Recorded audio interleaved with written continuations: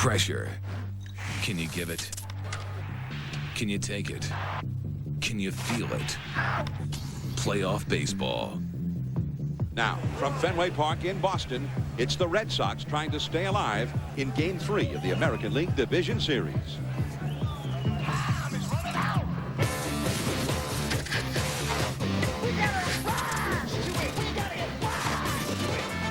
For Boston, 2003 has been a remarkable season, featuring baseball's most prolific offense. But the postseason has matched the Sox sluggers against the A's and the American League's top pitching staff. In Game 1, Pedro Martinez and Tim Hudson matched up, and the game went into the wee small hours with a stunning finish. Fair ball! That's the ball game! The A's, they win it! The 12th inning! Then in Game 2, Cy Young winner Barry Zito baffled the powerful Boston sluggers and left the stumbling Sox within one game of elimination. Now, the Red Sox return to friendly Fenway with Derek Lowe on the mound. For the Red Sox, it's win or go home for the winter. Time is running out.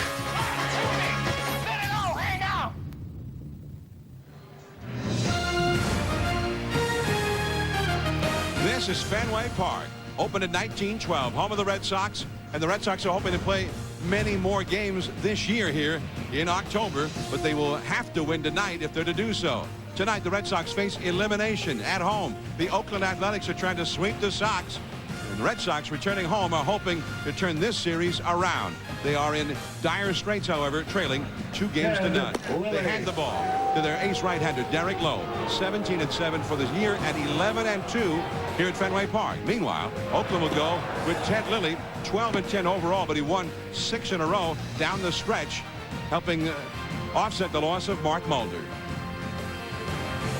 Hello, everyone. I'm John Miller with Joe Morgan, and here we are. Last night, Wrigley Field. Tonight, Fenway Park. It doesn't get any better than that. And one thing is for sure, the Red Sox love to hit in this ballpark. The Red Sox hit historically well this year, the best slugging percentage of all time. And yet, this Oakland staff has shut them down the first 2 games, but now they're back here at Fenway. Well, you don't count on them being shut down tonight, John. In Oakland, that's not a hitter-friendly ballpark, plus the Oakland pitching staff. This is a hitter-friendly ballpark, and the reason is the green monster in left field. They hit .316 here, .263 on the road. The reason for that is the left-handed hitters take advantage of the left field wall. The right-handed hitters take advantage of the wall and the spacious right center field area. So this is a hitter-friendly ballpark. They have a lot of good hitters on this Red Sox team. They're going to have to outscore them tonight. All right, so Manny Ramirez is yet to hit. David Ortiz is yet to hit. They're hoping to break loose big time here tonight. And Derek Lowe will try and shut down the Athletics. He's getting ready to head out to the mound to face the Oakland Athletics and their MVP from last year, Miguel Tejada. They'll be facing off shortly.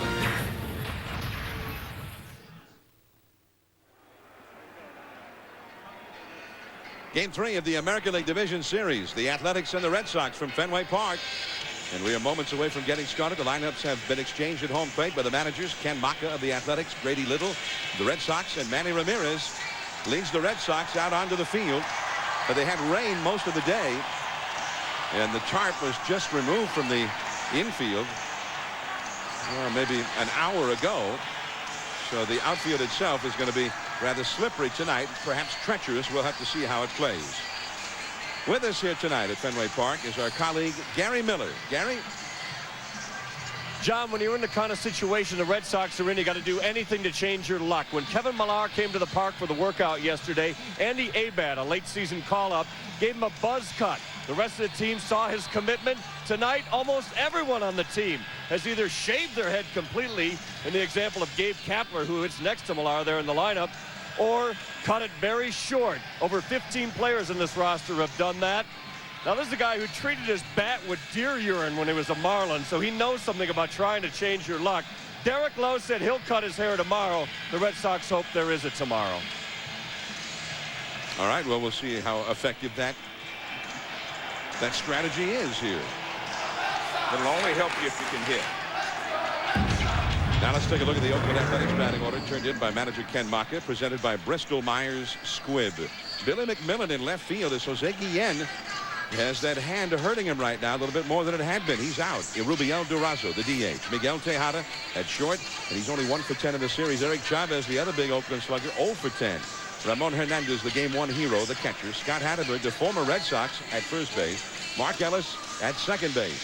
Terrence Long gets the start in right field, hitting 8th, and Eric Burns, one of the heroes of game 2, with a big 2-run double, is in center field. Derek Lowe is on the mound, 17-7, and Joey got that great sinker.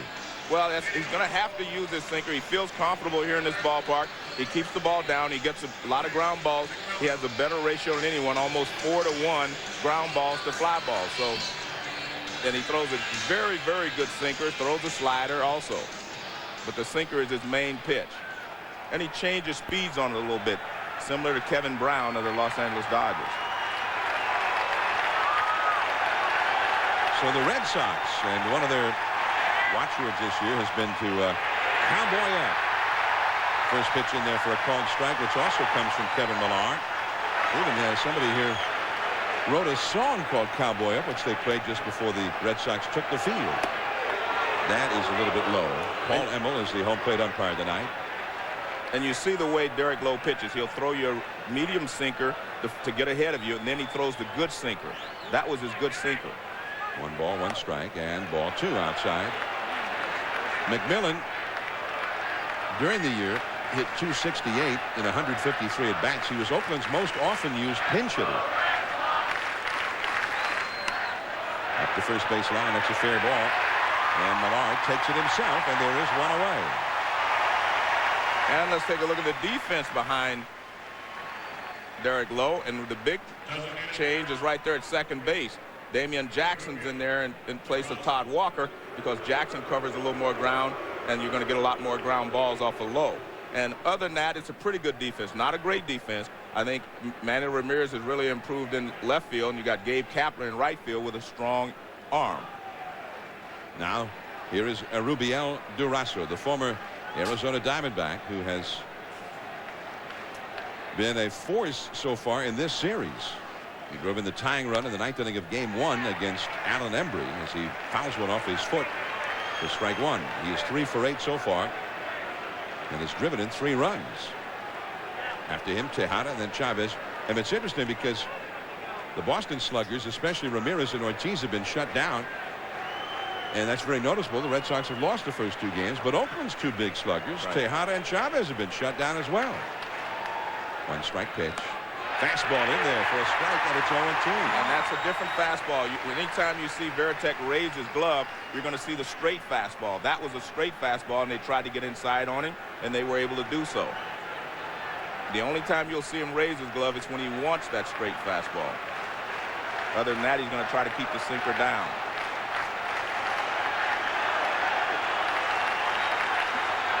Well, you see Durazo trying to break Derek Lowe's rhythm here, stepping out, taking a little longer than normal.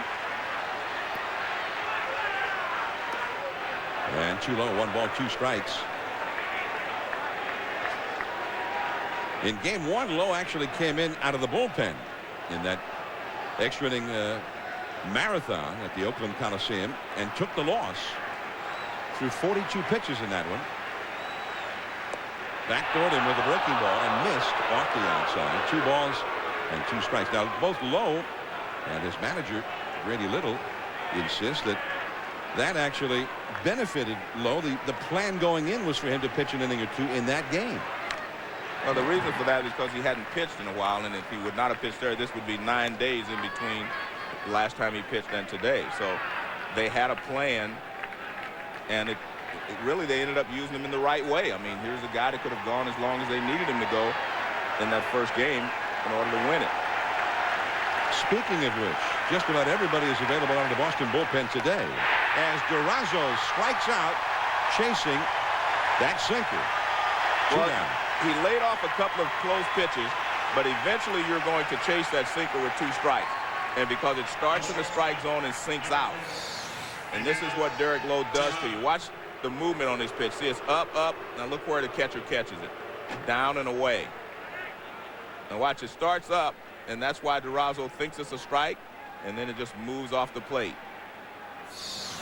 Now starts up, not to be confused with cowboy up. All right, here's Tejada. And he takes ball one down and away. But going back to this thing about the whole Red Sox pitching staff really is available out of the bullpen tonight, except for tomorrow's scheduled starter, John Burkett, and that includes Pedro Martinez. Pedro Martinez could be used as the closer for the Red Sox today. But very softly, low, barehands it, and just got it. The side is retired.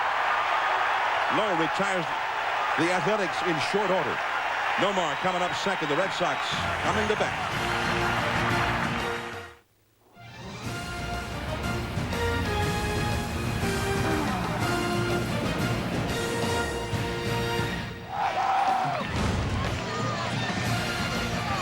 ESPN2's presentation of the 2003 MLB Division Series. Brought to you by PlayStation 2.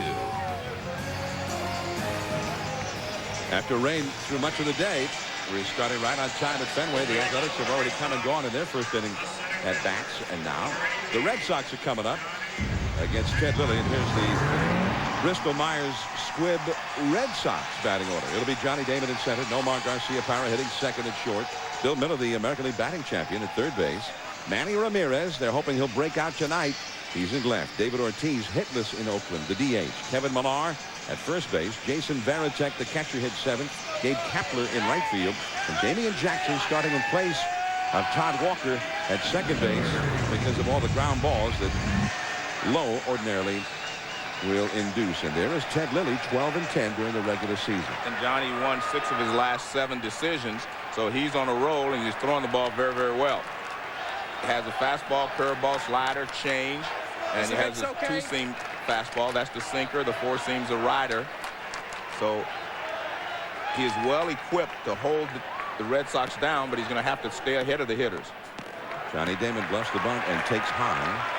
1 ball, no strikes. Sean, I could just feel the energy in this ballpark, not just with the fans, but with the players as well. And it's going to be up to Lilly to slow this down, to stifle all this energy in the first couple of innings.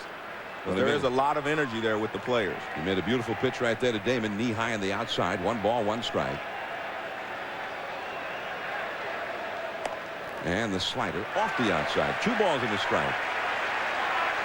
Lilly lost his last start, which was really just a tune-up, last Sunday in Seattle. Before that, had won 6 in a row. Damon, well, he might have helped him out on that one. 2 balls, 2 strikes. The one key for Lilly is his fastball. We're going to have to see if he throws it a lot, if he's willing to challenge some of these hitters early in the count with the fastball. He looks like he's throwing pretty well. 2-2 the count. This one is down the left field line. That one is a fair ball. It'll roll into the corner and up against the wall. The carom played by McMillan as Damon eases into second, and he has led off the first inning with a double. Meanwhile, they're playing in Chicago at Wrigley. Here's an update from Carl Rabbit. John, thank you very much. Maybe the Red Sox bats are going. Atlanta's bats got going today. Chipper Jones hit a home run from the left side of the plate and later from the right side. Bobby Valentine, he looked like he was dialed in. He was dialed in with his back up against the wall, and he put the outfielders' backs up against the wall. Chipper is the man's man, doing what he has to do. John, they're running away with it. Looks like they're going back to Atlanta. All right, now here is Nomar Garcia-Parra, runner at second. Nobody out. Nomar takes a fastball high and tight for ball 1. Nomar 3 for 8 so far in this series with a couple of walks. John, we saw exactly what I was talking about, the left-handed hitter. Damon trying to go the other way. They do that more here than they do on the road, the left-handed hitters. Called a strike on the inside. Nomar backing away from it, but it caught the corner. 1 ball, 1 strike. And because of the Green Monster being so close, the left-handed hitters can hit it just as easily as the right-handed hitters do. It says 310 feet to the left field foul pole, but most who have played here, especially most who have pitched here, think that it's much closer than that. Fastball too far in that time. 2 balls and a strike to Nomar. Bill Miller on deck.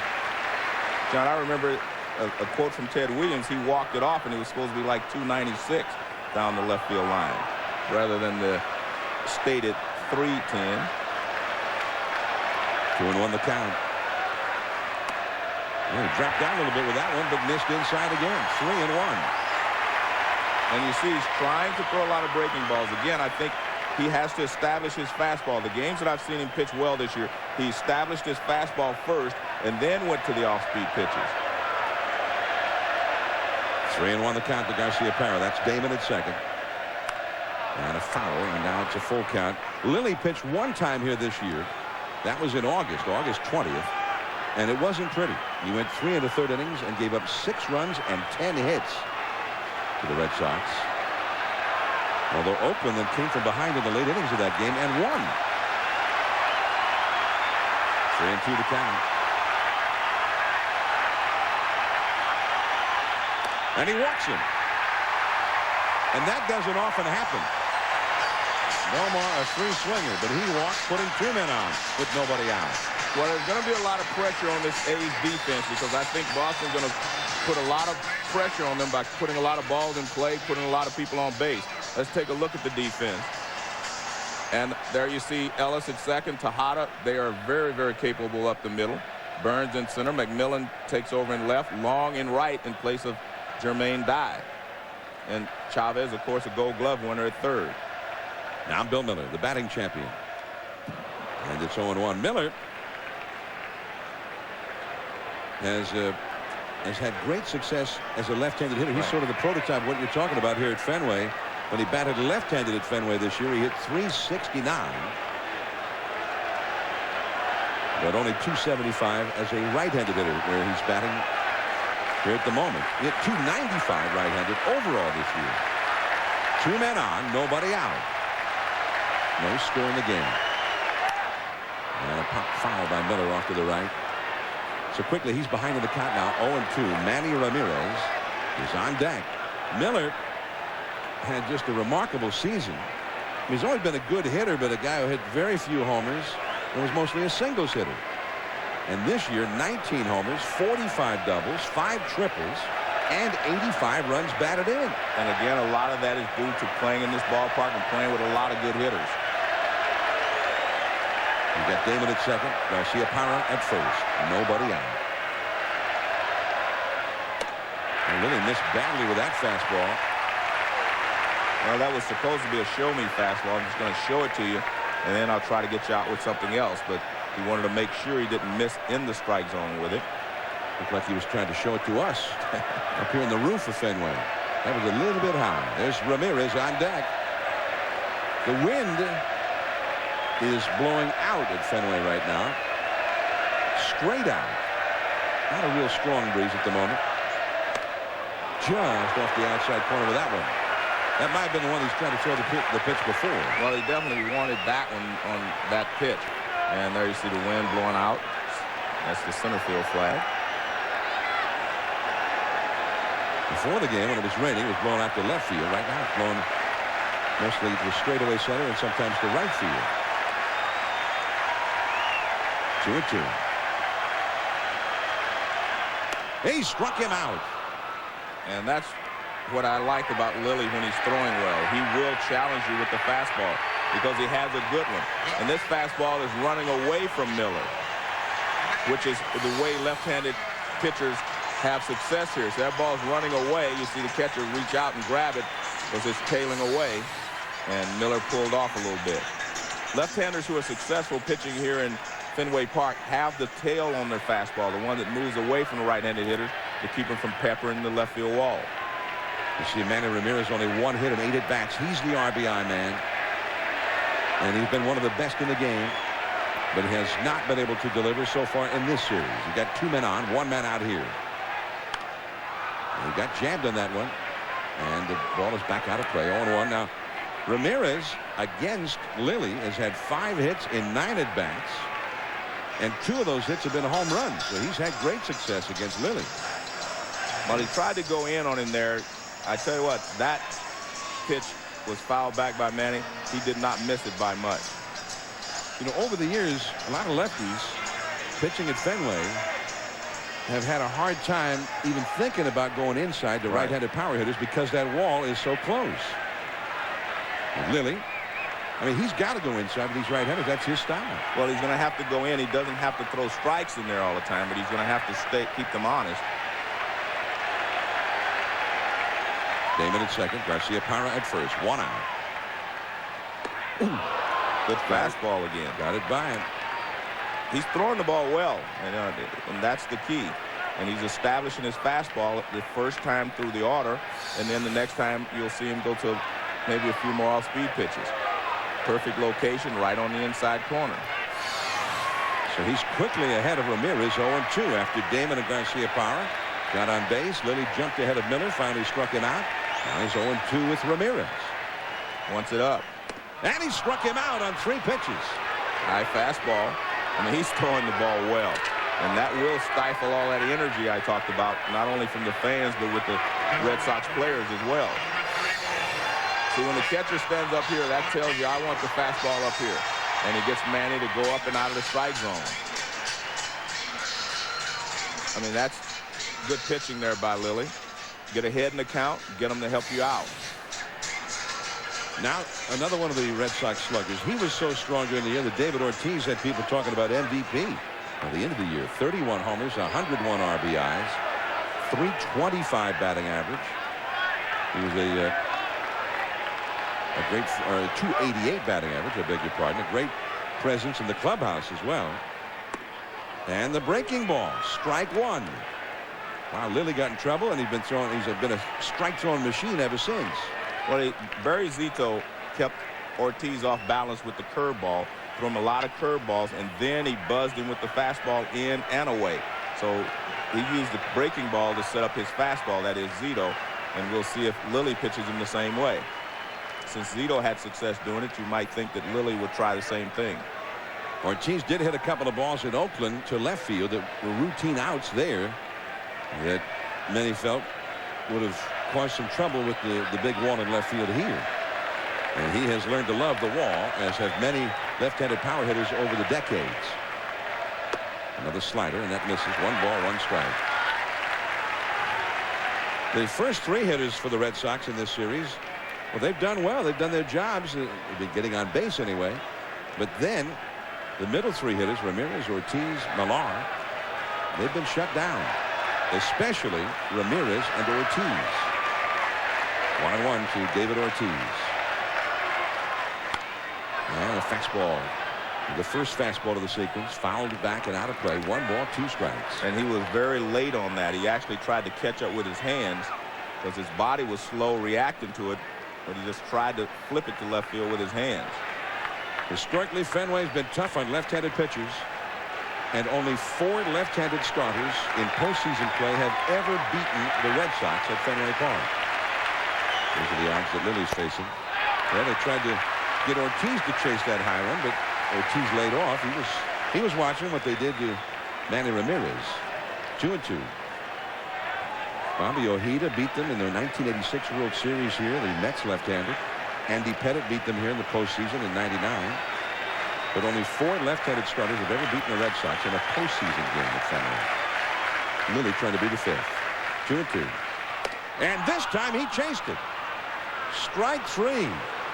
So it started so promisingly for the Red Sox. And then 3 consecutive strikeouts. No score. Eric Chavez coming up. Fenway Park. And the Red Sox hoping to set up a game 4 here tomorrow. They'll have to win tonight to do so.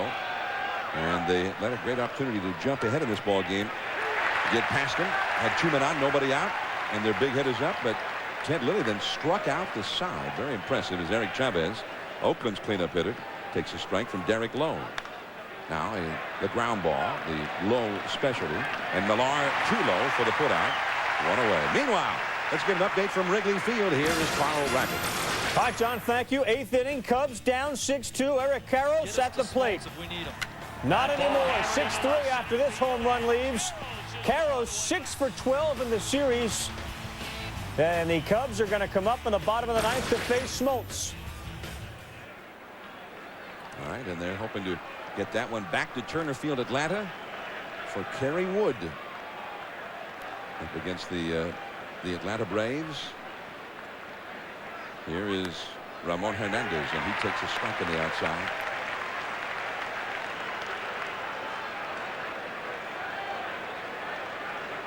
Hernandez, who really damaged the Red Sox in addition to shocking them with that bunt in game 1 that won the game with 2 down. And he too has hit the ground ball here. 5 in a row, retired 4 of them on ground balls. And here's the bunt we're talking about. Bases loaded, 2 down. What a risk. He dropped down the bunt to the infield back, and it was a beauty. The Red Sox were helpless watching the winning run score there. And that was a game they led by a run into the 9th inning and could not hold that lead. Rubiel Durazo knocked in the tying run, and Hernandez with that stunning bunt. 2 down, nobody on. Scott Hatteberg, the hitter. We're at Fenway Park, top of the 2nd inning. No score in the game. Derek Lowe, the Boston pitcher, has retired the first 5 Athletics. 4 on ground balls. Scott Hatteberg, the hitter now, the former Red Sox. He is 1 for 8 in the series. And that's off the outside. 1 ball, 1 strike. Derek Lowe said the one thing he was worried about in this start, that, you know, the adrenaline, he might be sky high and overthrow. Well, so far he's staying ahead of the hitters and he's throwing quite well. Good sinker. Another ground ball. And that's the inning as Jackson throws out Hatteberg. So Lowe is in vintage form, a 7-pitch inning. Kevin Millar coming up for Boston. The Athletics nothing, Red Sox nothing. Last of the 2nd inning now from Fenway Park. Oakland with a 2-0 lead over the Red Sox, needing 1 more win to clinch this series. However, they have lost the last 6 games in which they've had an opportunity to clinch a postseason series. Most of those were against the Yankees, though. Yeah. And then last year, Minnesota. But the Yankees are the ones that have really hurt them. The last year now, the Twins did win the last 2 games when Oakland had a chance to clinch it. Right. The Yankees won the last 3 games when they were in the same spot as the Red Sox. It was the year that Derek Jeter made that play, helping them secure a 1-0 lead in the 3rd game and a 1-0 victory, as it turned out. And of course, they lost the final game in 2000 to those same Yankees. 1-1 the count to Kevin Millar, and a foul that would go back out of play. Now Millar was one of the guys who got the buzz cut, figuring maybe that would change the Red Sox luck. And a lot of guys followed suit. Not us, of course. Just the Red Sox guys. 1-2, Ted Lilly. And that is grabbed by Chavez, and he does not get him. Remarkable attempt there by Chavez. Base hit from Millar. Meanwhile, things are happening at Wrigley Field. Let's go to Carl Rabbit. Thank you, John. Indeed, they are. John Smoltz came on in the 9th and so far has yet to retire anybody. Randall Simon led off with a double, followed by another double. The tying run in the form of Kenny Lofton is at the plate. And again, Smoltz has yet to retire and out. Let's go back to Fenway. We'll keep you posted. Wow. So we'll keep a close eye on that one, as the Atlanta Braves are trying to stay alive there and get it back to Turner Field for Game 5 tomorrow. Here the Red Sox are just trying to stay alive for another day. Jason Varitek, the big catcher, takes a strike on a slider. Varitek, a switch hitter and a better hitter from the right side this year. Hit .309 right-handed and averaged a homer every 13.6 at bats right-handed. It was interesting. Lilly had struck out 3 straight hitters going with the high fastball. He got 2 strikes on Millar and then threw him a curveball, and he hit a ground ball for a base hit. There's a fastball to the inside to Varitek, and it's 0-2. So he got maybe a little too clever. Yeah, I mean, he probably thought, well, they're looking for the high fastball. I'll throw something else. But if you're successful with it, keep throwing it. First baseman Hatteberg on the bag with Millar at first. 0-2. There's that high fastball again. No swing there. Almost, though. He almost got him to go. First base umpire Jerry Davis rules in favor of Varitek as the Athletics filed an appeal. The middle infielders, Tejada at short, Ellis at second, double play depth. And back to the breaking ball. Foul. 1-2. I think Lilly has established to the Red Sox that he has a good fastball tonight and that he's not afraid to throw it. and that just opens up all of his other pitches for him. You know, he hasn't thrown many changeups, but he does have a curveball, slider, and the change. So, but now he can use any of those pitches because they have to look for a fastball. He has established he'll use it. Therefore, you have to look for the fastball and hit off of that. 1-2 the count. This one could be 2. Tejada boots it. He got ahead of himself and never picked it up. The Red Sox get a huge break. Well, you know what happened there is I think he was trying to decide whether he was going to flip it. It looked like he was going to flip it to Ellis, and that's probably one of those plays he should have taken himself anyway. He was moving toward the bag, and he probably was just going to have to take one step, touch the bag, and throw it. Now watch this. It's near the bag. Normally the shortstop just takes this himself, but look, he's getting ready to pitch it to Mark Ellis for some reason. See, now watch, he's stopping his momentum because he's going to pitch it to Mark Ellis, and he bobbles it. So that is the first error by the Athletics in this series. Now Gabe Kapler, 2 men on, nobody out again. It was the same scenario that presented itself for the Red Sox in the first inning. Gabe Kapler 0 for 5 in this series, and 3 times he struck out.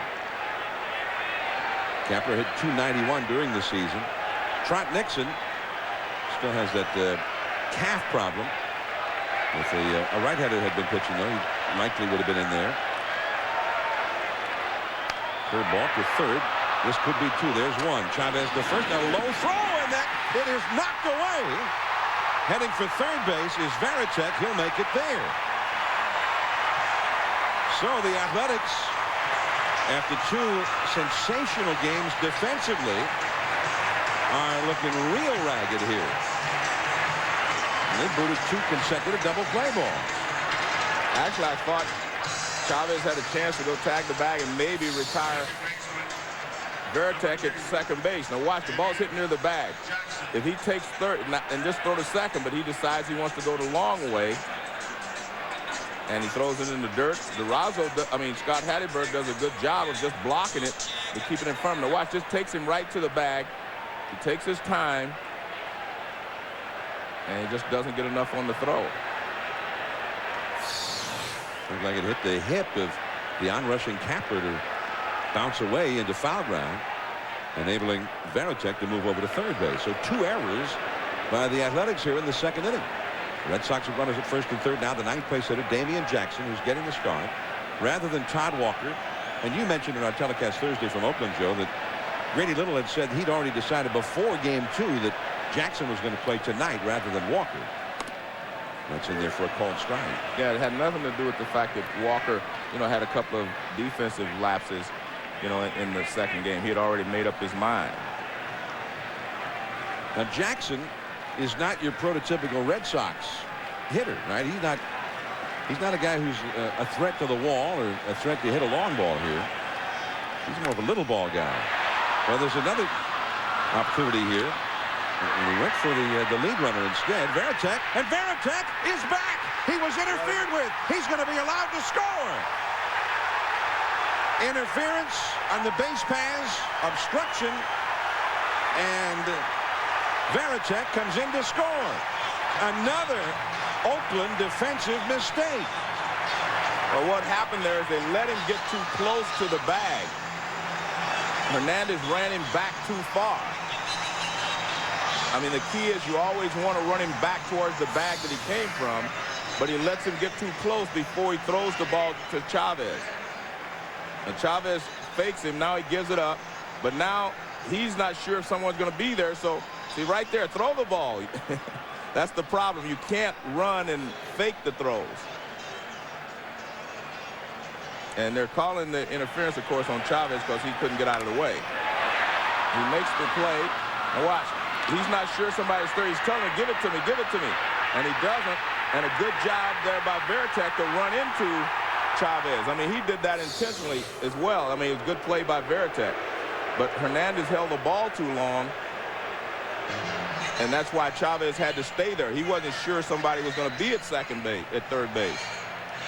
Ken Mock out to talk to Ted Lilly, who could be shaking a little bit right now. The Red Sox have a run home, and he's been getting ground balls and pitching beautifully. Meanwhile, Let's go down to Gary Miller. John, you see Ken Maka out there talking to his team. Now, Grady Little said these series, this tight 5-game set is a series of mistakes. So far, they haven't made any. I asked Ken Maka about it before the game, and he said that unraveled us against the Yanks in 2000 and 2001. Well, they seem to all be happening this inning.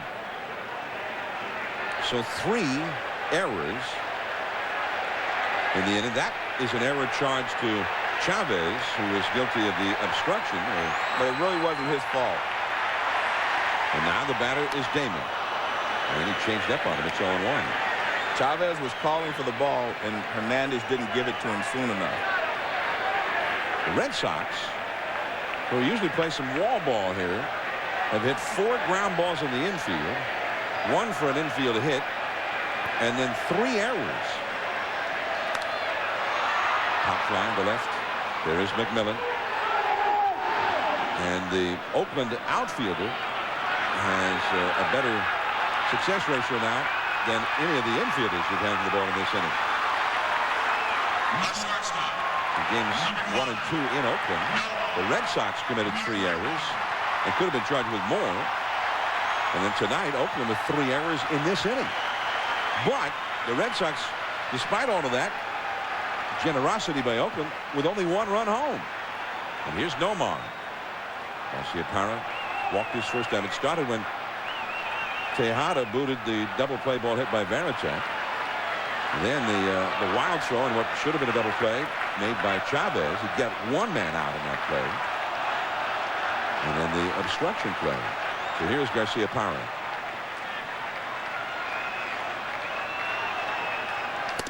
On the inside from Lilly, strike 1. I mean, Lilly, if he ends up allowing just 1 run in this inning, it would be pretty impressive, all things considered.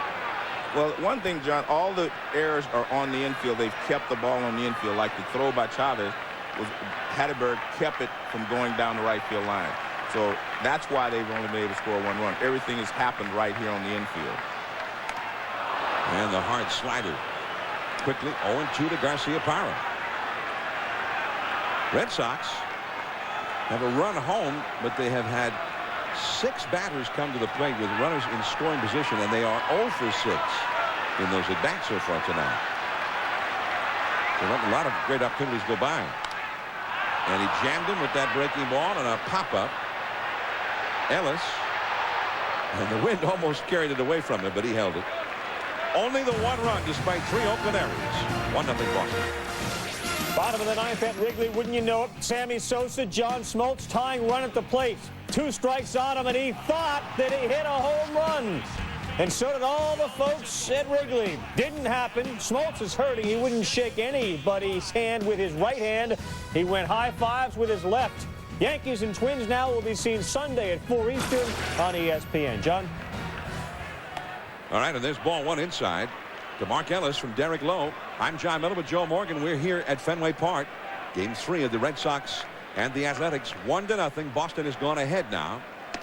As Lowe gets the sinker over for a strike to Ellis. 1 ball, 1 strike. Ellis, the 7th place hitter. Lowe has retired the first 6 hitters consecutively, and 5 of them on ground balls. So the early returns on Lowe tonight are very encouraging for the Red Sox fans. And that's a strike on the outside. But unfortunately for Red Sox fans, they're very encouraging for Ted Lilly, who has been supported about as poorly as you could imagine and has allowed only 1 run. But you take what you can get when you're in a must-win situation. 1-2 the count, and that's low and outside. You'd like to get 2 or 3, but guess what? 1 puts you ahead, and you only have to win by 1. Well, the Red Sox will have to hope that that's not the only one. Right, but you're already ahead. That's the main thing. And Oakland handed them that run. And Lilly's been pitching real well. Both of them are throwing the ball well. I mean, and this is what you want from, 2 guys who are put in this situation. Lilly on the road is more difficult, of course, but he has come out throwing the ball very, very well.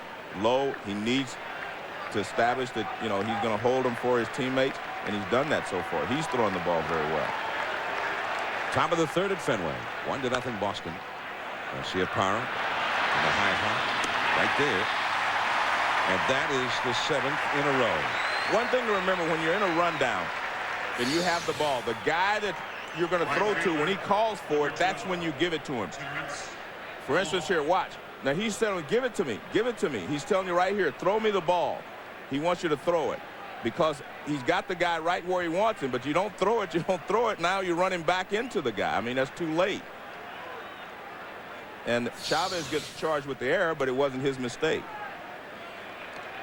Curveball is low to Terrence Long. Well, you see right there, Chavez raised his hand. That means give me the ball. And that's what you do. The guy that's going to receive the ball, he calls for it. He tells you when to throw it to him. And you practice that, you know, in spring training. Of course, it's been a long time since spring training, but that's the way you execute a rundown play. The guy that's going to catch the ball is in charge. And you never fake. You don't sit there and fake the guy if you're the guy running with the ball. So you have the ball. You really just hold it up. You rely on the other guy. Yeah, and watch when he tells you to give it to him. I mean, it's almost like you can't really give it to him too early either. Yeah, well, especially in that situation. If he asks for it, just give it to him. Just give it to him. But it was, you know, a good base running play by Veritek. I mean, he made sure that he ran into Chavez when he got back to the bag. Milan. Out number 2, another ground ball. That's 7 ground ball outs out of the 8 outs. And the other guy was a strikeout.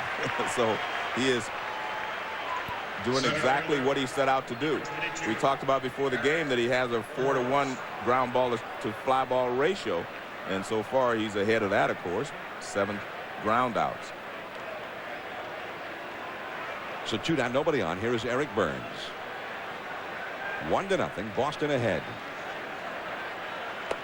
And that sinker low and outside. 1 ball, no strikes. Low pitched tonight. The Red Sox clinched the wild card berth in the postseason, which was a week ago Thursday. That is a strike on the outside. 1 ball, 1 strike. The only outing that he's had since then was the relief outing Wednesday night. So he's got more ground ball outs than any other big league pitcher versus outs that he got on balls hit in the air. You define a fly ball out as a pop up, a fly ball to the outfield, or even a line drive at somebody.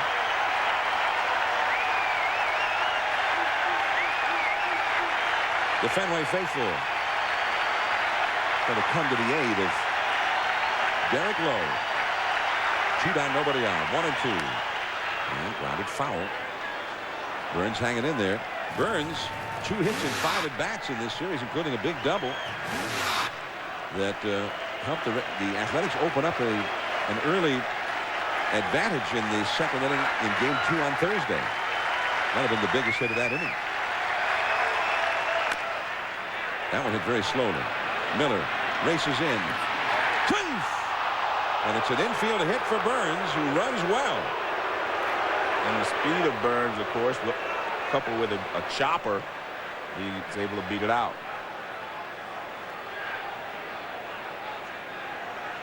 So that is the first hit for Oakland, and yet another ground ball.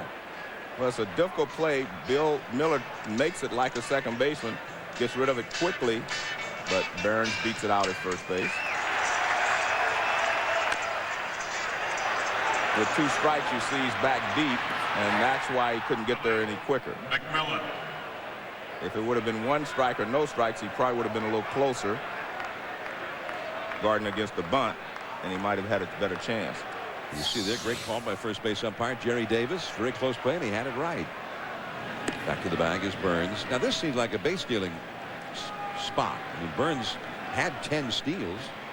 He's tied for the club lead in that category. 10 steals, only 2 caught stealings. 2 caught stealings, 2 times caught stealing. I'll go with that. McMillan grounded out his first time. And a changeup in there for a strike. I mean, you'd be running right here, wouldn't you?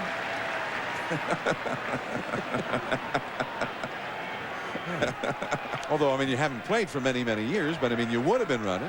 I would have tried, yeah. I mean, it's 2 outs. You get the leadoff man up. Yeah. Well, but you still have to pick your spots. You pick your pitches. You don't just take off. Okay. We saw last night that Greg Maddux pitched out and caught it running. Well, you definitely should go now, because, I mean, even if you're thrown out, you give McMillan a chance to lead off the next inning. But The Oakland A's do not run a lot. Remember that. They're not the running A's. No, they basically wait for the 3-run homer. Although they ran and made it often when they ran. There he goes. And that ball's fouled. so they do adhere to some traditions. Well, they stole 48 bases and only got thrown out 14 times. Well, again, I think they picked their spots well. Yeah, and well, that's what you try to do anyway. Over the course of the season, you try to pick your spots. But when you're in the playoffs, sometimes you do not have a chance to wait to pick your spot. But most teams now do not like to have guys thrown out stealing bases. They'd rather, use those outs in at bats. The Red Sox did a little more base stealing than we remember. And they had a pretty good success ratio as well. He's running again. But it's strike 3. McMillan got called out on strike, so Burns is still running. he's still going. But it doesn't matter. Strike 3, and the inning is over. Miller, Ramirez, and Ortiz. Big hitters coming up from Boston. They lead by 1. Red Sox 1, Athletics nothing. Last of the 3rd now from Fenway Park. The big wall and left has not come into play yet. Mostly we've had a lot of ground balls hit, induced by both pitchers. Although for Ted Lilly, when he's gotten ground balls, it has not worked out well for him. Bill Miller struck out his first time with a couple of men on. And now he lays off that one, which was a changeup. 1 ball, 1 strike. In the first inning, Damon led off with a double down the left field line, and then Garcia-Parra walked. But Miller, Ramirez, and Ortiz, the next 3 hitters, all struck out against Lilly. 1-0, Boston ahead. A little bloop into shallow center. Ellis out. And in front of Eric Burns, he makes the catch. 1 away. Let's take a look at those strikeouts you just talked about in the first inning. I'll try to show you why with 2 strikes they swing at it. Well, what happens is you see the ball well when it's up there because your eyesight is there. And that's why you see the ball so well up there. You don't see the ball when it's down, and you'll take that a little bit. But watch this. I mean, you see the ball well there. You don't see it as well down there. And that's why you swing at it. See, it's right up there in your eyes. You can see it, and you think you can hit it, but most of the time you can't catch up with it if it has a little bit of pop on it. And that's a called strike. Well, you're supposed to see it and then read it. And then explode.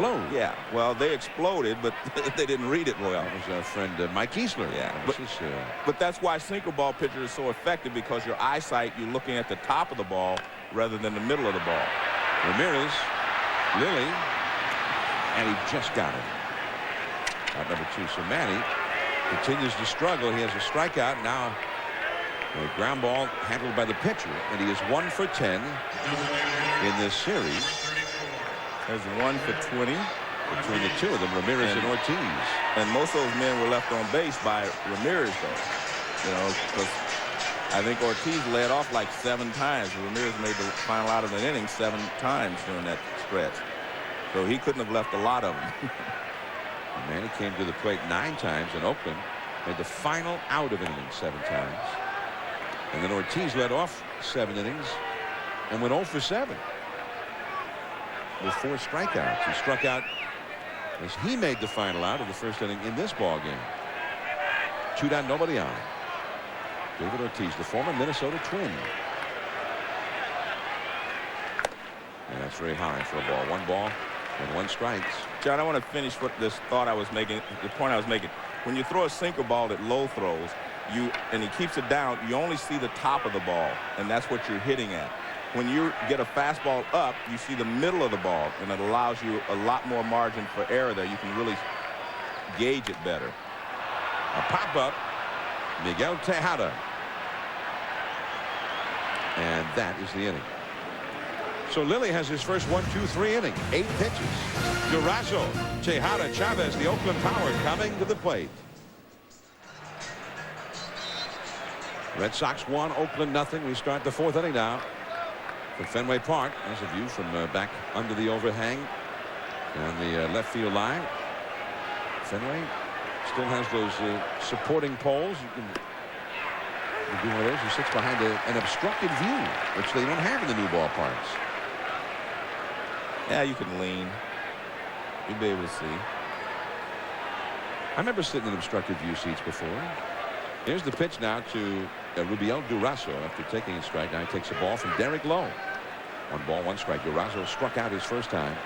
Tejada and Chavez to follow. So really Oakland's 3 biggest power hitters are coming up here against Derek Lowe, who's been getting them to hit the ball on the ground throughout the first 3 innings.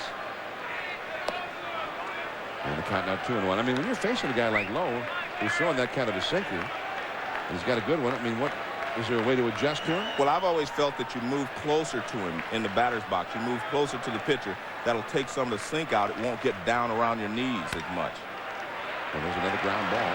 Millar waited for that one and then fed to Lowe covering. Another ground ball out. Let's take a look, and maybe you'll see what we're talking about here when I say you only see the top of the ball. Now watch where the ball's coming. If the ball, that's why you're taught as a pitcher to pitch down, because you're looking down. See, here's the path of the ball. You can only see the top of that ball, and that's why you're hitting the top of it right there. Whereas if the ball gets up, you can see the whole ball. And that's why they teach you as a pitcher to stay down, because it's more difficult to hit when you're only seeing the top of the ball. Whereas if you get it up around the belt and above, you see the entire ball, you see the whole circle, and it's easier to hit that pitch. And this ball 1-2 Tejada, who hit one back to Lowe his first time. Oakland has 5 left-handed hitters in its batting order in this game. And of the 5, 4 of them have hit ground balls to first baseman Kevin Millar. 2-0 the count now to Tejada. Lowe has not had too many 2-0 counts in this game. You were talking about doing things, you know, to offset a guy that throws a great sinker or a guy that throws a great curveball or a changeup. That's what you do. You move closer to them. And, you know, you used to see guys like Rod Carew, some of the great hitters of the game. You'd see them move around in the batter's box. They'd move closer. And you see here, you see Tejada all the way back as far as he can go. That allows that sinker to get down, you know, in front by the time you get to it. And if you move forward, it helps you to catch it, take some of the sink out of the ball. A lot of hitters do not like to move around the box, though, you know, and you know, it's an art. And, you know, like I say, Rod Carew, some of the great hitters of the past, they moved up, back, in, out. They moved all around in the batter's box, depending on what the pitcher was throwing. 2-1 the count. And now 2-2 as he pounded that one into the dirt. Well, you know, there's a feeling now in baseball with guys taking batting practice or hitting balls off tees and doing that with a soft toss. When you come out to the ballpark, you'll see a net set up sometimes, and a coach will underhand a ball to a guy and he'll hit it into the net. But that does not address it addresses getting your groove swing. Yeah. But not maybe the situational kinds of adjustments that you might make that you're talking about. Yeah, most of the time when you talk to hitting coaches, they think that situational hitting is more important, obviously, than grooving your swing. But, you know, in this day and age, I mean, guys are always working to groove their swing, and that's just the way it is. But I think that, you know, the pitcher dictates what you do in the batter's box. I mean, if a guy's got a sinker that's running in on you and you're left-handed, just move off the plate a little bit. Make him go away from his strength. Make him try to hit the outside corner. So how to hit that one hard, but again on the ground and very much foul. Still 2 balls, 2 strikes. Well, let me ask you this, though. And you're talking about, you explained about low pitches, and you see only the top of the ball. But if you see a pitch coming in around the knees and you know this guy sinks the ball, why not just take that pitch? Well, that's discipline. I mean, quit swinging at it. Well, that's the discipline it takes, you know, to handle pitches like that. You have to have that type of discipline. 2-2. That one was up a little bit. Millar, another ground ball to him, and another put out for Derek Lowe. Well, that's called pitcher's fielding practice in spring training. Do you hit a ball to the right side, the pitcher goes over, and you toss it to him underhand. And that's what we're seeing here. They're getting PFP. That's 4 times today they've worked on it. And these are the ground outs that Lowe has induced. There's Chavez. I mean, you just ground. See where the ball is? Everything is down. So you're hitting the top of the ball. Long. I mean, everyone is staying on top of it. He's just throwing great. All the pitches are down. You see they're down in the strike zone. You know, also seeing there with K-zone and those pitches that they hit in the ground, my theory wouldn't work with Lowe tonight because those pitches are strikes. They are strikes. But again, I think if you move 3 or 4 inches forward, take some of the sink out. Well, there at least they got one in the air. It's a pop-up. Damian Jackson Backpedaling as the wind carries it. But Chavez retired. He's now 0 for 12 in this series. 1-0 Boston. Game 3 of the American League Division Series. The Athletics and the Red Sox. Oakland trailing 1-0 here at Fenway after sweeping their first 2 games at Oakland. Here is Kevin Millar, the 6th place hitter, got an infield hit in the 2nd inning. And that got something going for the Red Sox as a result of the subsequent Oakland fielding miscues. They made 3 errors in that 2nd inning. And the Red Sox were handed a run. And Ted Lilly working away from Millar. Now the count is 2-0. And he hadn't had too many 2-0 counts. He'd thrown first pitch strikes to 10 of the first 14 Red Sox hitters. Jason Varitek is on deck, and then Gabe Kapler due up 3rd. And Varitek chasing that high fastball.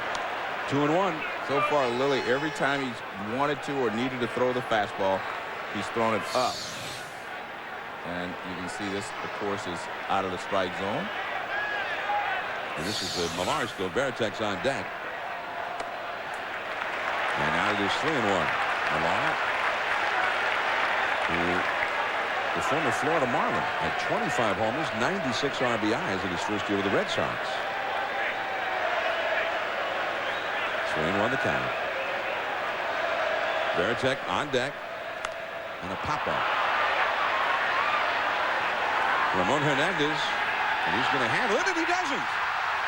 Well, they let the catcher go out there on a windy night. Chavez did not take charge. Lilly didn't do any coaching. And Hernandez could not handle it. Millar is safe. Well, it appeared that the ball was high enough for him to get some help, but he looked like he was under control. He went out, kept his mask in his hand. I don't know if he was calling it or not. Well, you see, this is a high pop-up. There's plenty of time for someone to get in the help. Chavez is not even in the picture yet, so I guess he felt like he had to try to catch it. And right off the thumb.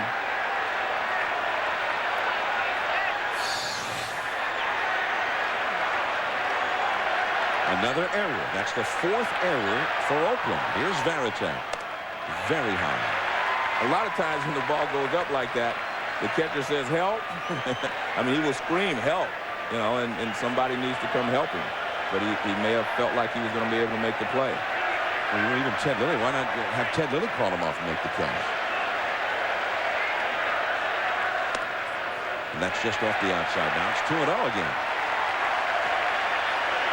Varitek safe on an error by Tejada, who booted a double play ball. Well, we saw Atlanta commit 4 errors last night at Wrigley Field, which tied a division series record for defensive futility. Now Oakland's made 4. He changed up on it. 2-1. Let's take another look at it. You see Chavez is just coming in, trotting in, because he thinks that Hernandez has everything under control. But again, you know, a lot of times the catcher will yell help, and then Chavez will know, I got to go get it. They have not worked together well tonight. Yeah, they were the two who were involved in that obstruction play. Hernandez, who himself actually put Chavez in the way of Jason Varitek, allowing Varitek to score a run when he should have been tagged out. Now that was not a fat pitch on a 3-1 count. A high fastball. The 2 swings and misses here by Varitek were really on pitchers' pitches. Well, the one thing, you know, Lilly has allowed a lot of base runners to steal bases, so, I mean, this may be a good time to put a hit and run on just to stay out of the double play. But you also have to make sure you get a strike. 3-2. Nobody out. He's not running. And Varitek gets a pop-up down the right field line. Terrence Long. And that is out number 1. More baseball tomorrow, Division Series action. And if the Red Sox can win this ball game tonight, if necessary, Game 4 right here at Fenway on ESPN at 1 o'clock Eastern Time, 10 Pacific. The Yankees and Twins all set up, 4 o'clock Eastern, 3 Central. at the Metrodome, Game 4. And then the Cubs and Braves, the deciding Game 5 from Turner Field. Kerry Wood, my captain. That'll be on Fox, 7:30 Eastern, 6:30 Central tomorrow night. The Florida Marlins clinched the division series with a victory over the Giants today. Wild game again in Miami. And the Giants upset by the wild card Marlins. Giants had a great year, but they did not play well in that series. To take nothing away from Florida, I mean, Florida went out and beat them. Well, I think Florida kept a lot of pressure on the Giants, and then the Giants, whenever they made mistakes, it really cost them. And then whenever nobody else was getting it done, Pudge Rodriguez seemed to get it done. Well, he's the man. He got the final out today at home plate and held onto the ball despite J.T. Snow, a former football player, the son of an NFL player. J.T. Snow clobbered Pudge Rodriguez in desperation, trying to keep the season alive. And he was the possible tying run, and Pudge got knocked over, but there he was holding that baseball. So pretty apropos for Pudge Rodriguez to get the final out in that series. And it was ironic because they had scored the go-ahead runs on a similar play at the plate where they did knock it out of the catcher's hand. Well, Victorialba unable to hold one in the 8th inning of that game. A ball and 2 strikes here to Gabe Kapler. Kapler hit into a force play his first time. The A's booted 2 double play balls in that second inning, plus the box club rundown play. And that changeup is Tejada. The second one, Ellis over to first. Safe at first. And almost got the double play there, but not quite. Kapler a little bit too quick. Now the ball is loose in the infield, and finally Hernandez goes over to pick it up as Kapler started to head for second before Hernandez retrieved that ball. Oh, we're seeing some weird things in this Oakland infield. You can't even look down and write a note in your scorecard now, Joe. Something's happening here. Just trying to get the ball back to the pitcher. The ball's getting thrown away.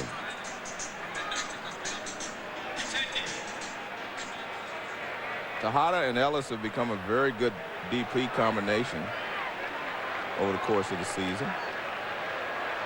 Damian Jackson, the hitter, and back to the bag is Kapler. Kapler, 4 steals during the season. Well, and Tejada, there are not many shortstops who are better than Tejada defensively. No. He's got quickness, great footwork. 2 down. That's Kapler at first. And they pop up in the shallow right. Ellis out, long in, long is there. And that is the inning. 1-0 Boston. We head to the 5th inning now. Ramon Hernandez will lead off for Oakland when we return. For those who didn't see it, a phenomenal ending to the Giant Marlin game. San Francisco down a run. Chance to tie it. It's J.T. Snow rounding third, coming home. Bobby? Yeah, it could have been a bigger lead and a better jump, but Pudge Rodriguez was fabulous in holding on to this ball. Aurelia got there a little late to signal which way to slide. This is little things that could have made a big difference in this situation, but the difference is the Marlins are advancing and San Francisco's not. John? And a liner right back to Lowe from Ramon Hernandez, and he is gone. Lowe with a nice play there. One away. Well, Lowe gets this sinker up a little bit, but he still jams Hernandez. It's not a hard line drive. You see he had time to raise up and come down with it. Sometimes you see it when the ball's not hit that hard. Right. It'll fool a pitcher. Well, yeah, because you see it coming back at you. You do not have time to decide whether it's hard or slow. Curveball for a strike to Scott Hatterberg. Hatterberg grounded out to second his first time. 1 for 9 in this series. One thing Oakland had not hit that well in this series. Came into the game hitting 194, but they've gotten a lot of walks. That's through. Base hit. A ground ball that found a hole, and Oakland gets its 2nd hit of the game. And both of the hits have been on ground balls. Damian Jackson just had to go under his gloves. Well, you see, I was always thinking that you should, you always would play more up the middle for a sinker ball pitcher. because it's going to sink away from the left-hander, and a good left-handed hitter is going to try to go back through the middle. Jackson tries to get there. Shows a lot of quickness there, but he couldn't get there in time to make that play. So Hatteberg is aboard, and here now is Mark Ellis. Ellis grounded out to short his first time. That one's not hit real hard. They get one. Nomar back to first. Safe at first. And these guys, I have to give it, these guys really hustling down the line. You like to see that. I mean, they're hitting the ball, not looking to see where it ends up. They're just hustling to get down the line. And you see Nomar and Jackson talking because they don't play together on a daily basis. And, you know, to have perfection on the double play, you need that to happen. Right fielder. That's pretty. Everything looks good there. Terrence Long. Just good hustle there by Mark Ellis. And Ellis runs pretty well. Nomar is able to go get the ball and avoid the runner. So I don't know. Look pretty good. So 2 down now. Here's Terrence Long. And the sinker in there at the knees for a strike. Long grounded out to first his first time. Ground ball after ground ball. Even the hits have been ground balls. One, an infield hit by Burns that he just happened to beat out. I mean, he hit it maybe 55 feet from home plate when it was picked up. Hatteberg with a ground ball that just made it through the middle here. Ellis, the runner at first, 2 down. And he goes back to the bag. Ellis, we mentioned, has some speed. Only 6 steals, though, during the season. Terrence Long, who's been a regular for the Athletics. In fact, in all these postseasons they've been in the last 4 years, the first 3 of those postseasons, he was the regular outfielder in all of them. But he lost that job this year. As Bill Miller gets the ball to Jackson at second, forcing Ellis, and the inning is over. 11 ground ball outs in this one. Top of the order now for Boston. Damon, Garcia, Parra, and Miller.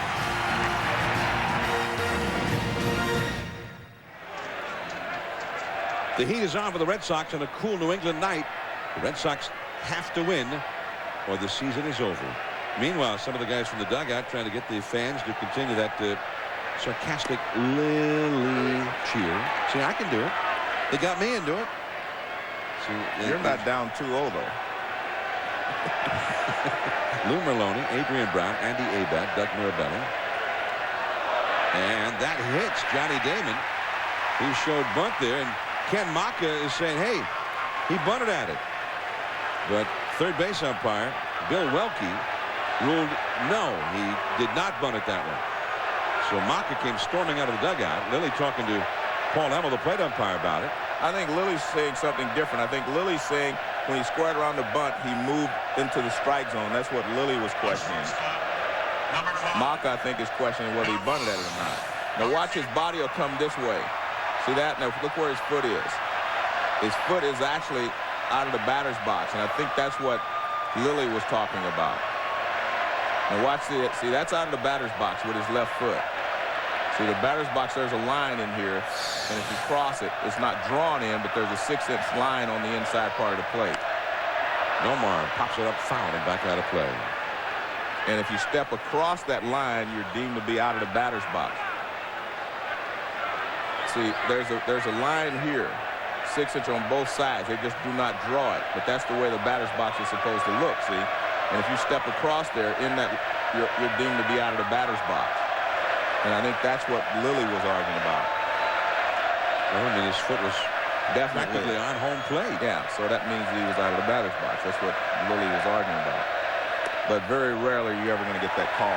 Although when the ball actually hit Damon, he was jumping back, and I think he was in the batter's box. Yeah, you're not going to get the call anyway, because most of the time a guy, when he drag bunts, he's going to step across that line as well. But again, there's no line there now.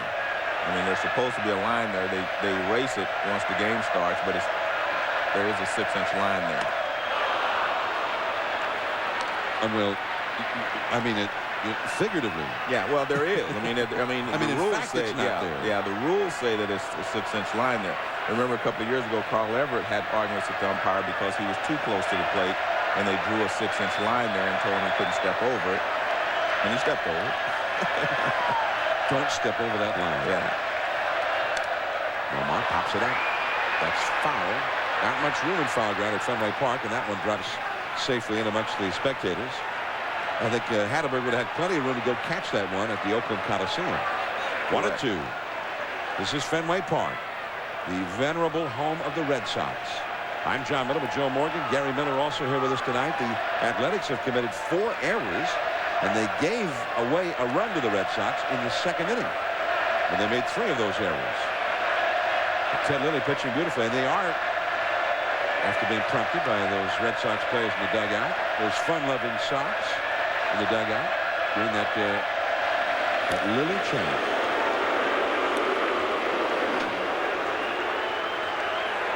There they are. And when you're behind them, that's what you see. The eye on the first guy, and then continuing with spelling of Lilly. Lilly steps off the slab, looking Damon back. Damon can steal a base. He had 30 steals this year and only got thrown out 6 times. Another Red Sox base stealing threat is at the plate right now. Lomar had 19 steals. Nobody out. 1-2. Garcia Parra in a battle here with Lilly. This could be 2. Chavez to second, 1. Ellis to first, 2. Double play. And that was very nice. It's not easy to start a double play as Chavez did there. That's a long throw, and you have to be very accurate. Now watch how accurate his throw is to second base. He catches this ball 1 step. He doesn't even take the step. He turns and he fires. Look where the ball is. Perfect. Right across the bag. All Ellis has to do is play catch with Hatterberg at first base. So the first throw is always the most important on a double play. Look at that. That's perfect. If he throws that ball anyplace else, Damon would have been able to get on top of Ellis, but he threw it perfectly right across the bag. And that's not an easy play. Ball 1 to Bill Miller. 2 down, nobody on. Miller has struck out and popped up to second. Mark Ellis accepted that feed and completed the double play. Changed up there again. Well, now early the first 2-3 innings, it's thrown a lot of fastballs. Now we're seeing a few more changeups. Well, that's smart. That's what you do. You establish the fastball early and show them that you're not afraid to throw the fastball, and then you can work off the fastball for an inning or 2, and then if you stay in the game long enough, you go back to the fastball later. A ball and a strike to Miller. Manny Ramirez would be next. And a pop foul as he chased that slider and fouled it in amongst the customers off to the right. 1 ball, 2 strikes. I can honestly say I've never seen anything quite like that, Joe. I don't think I have either. The home players with the name of the visiting pitcher trying to prompt a cheer from the home crowd as Miller strikes out on a fastball, the only one he saw in that at bat. Now on to the 6th inning. Eric Burns will be the first hitter. 1-0 Boston.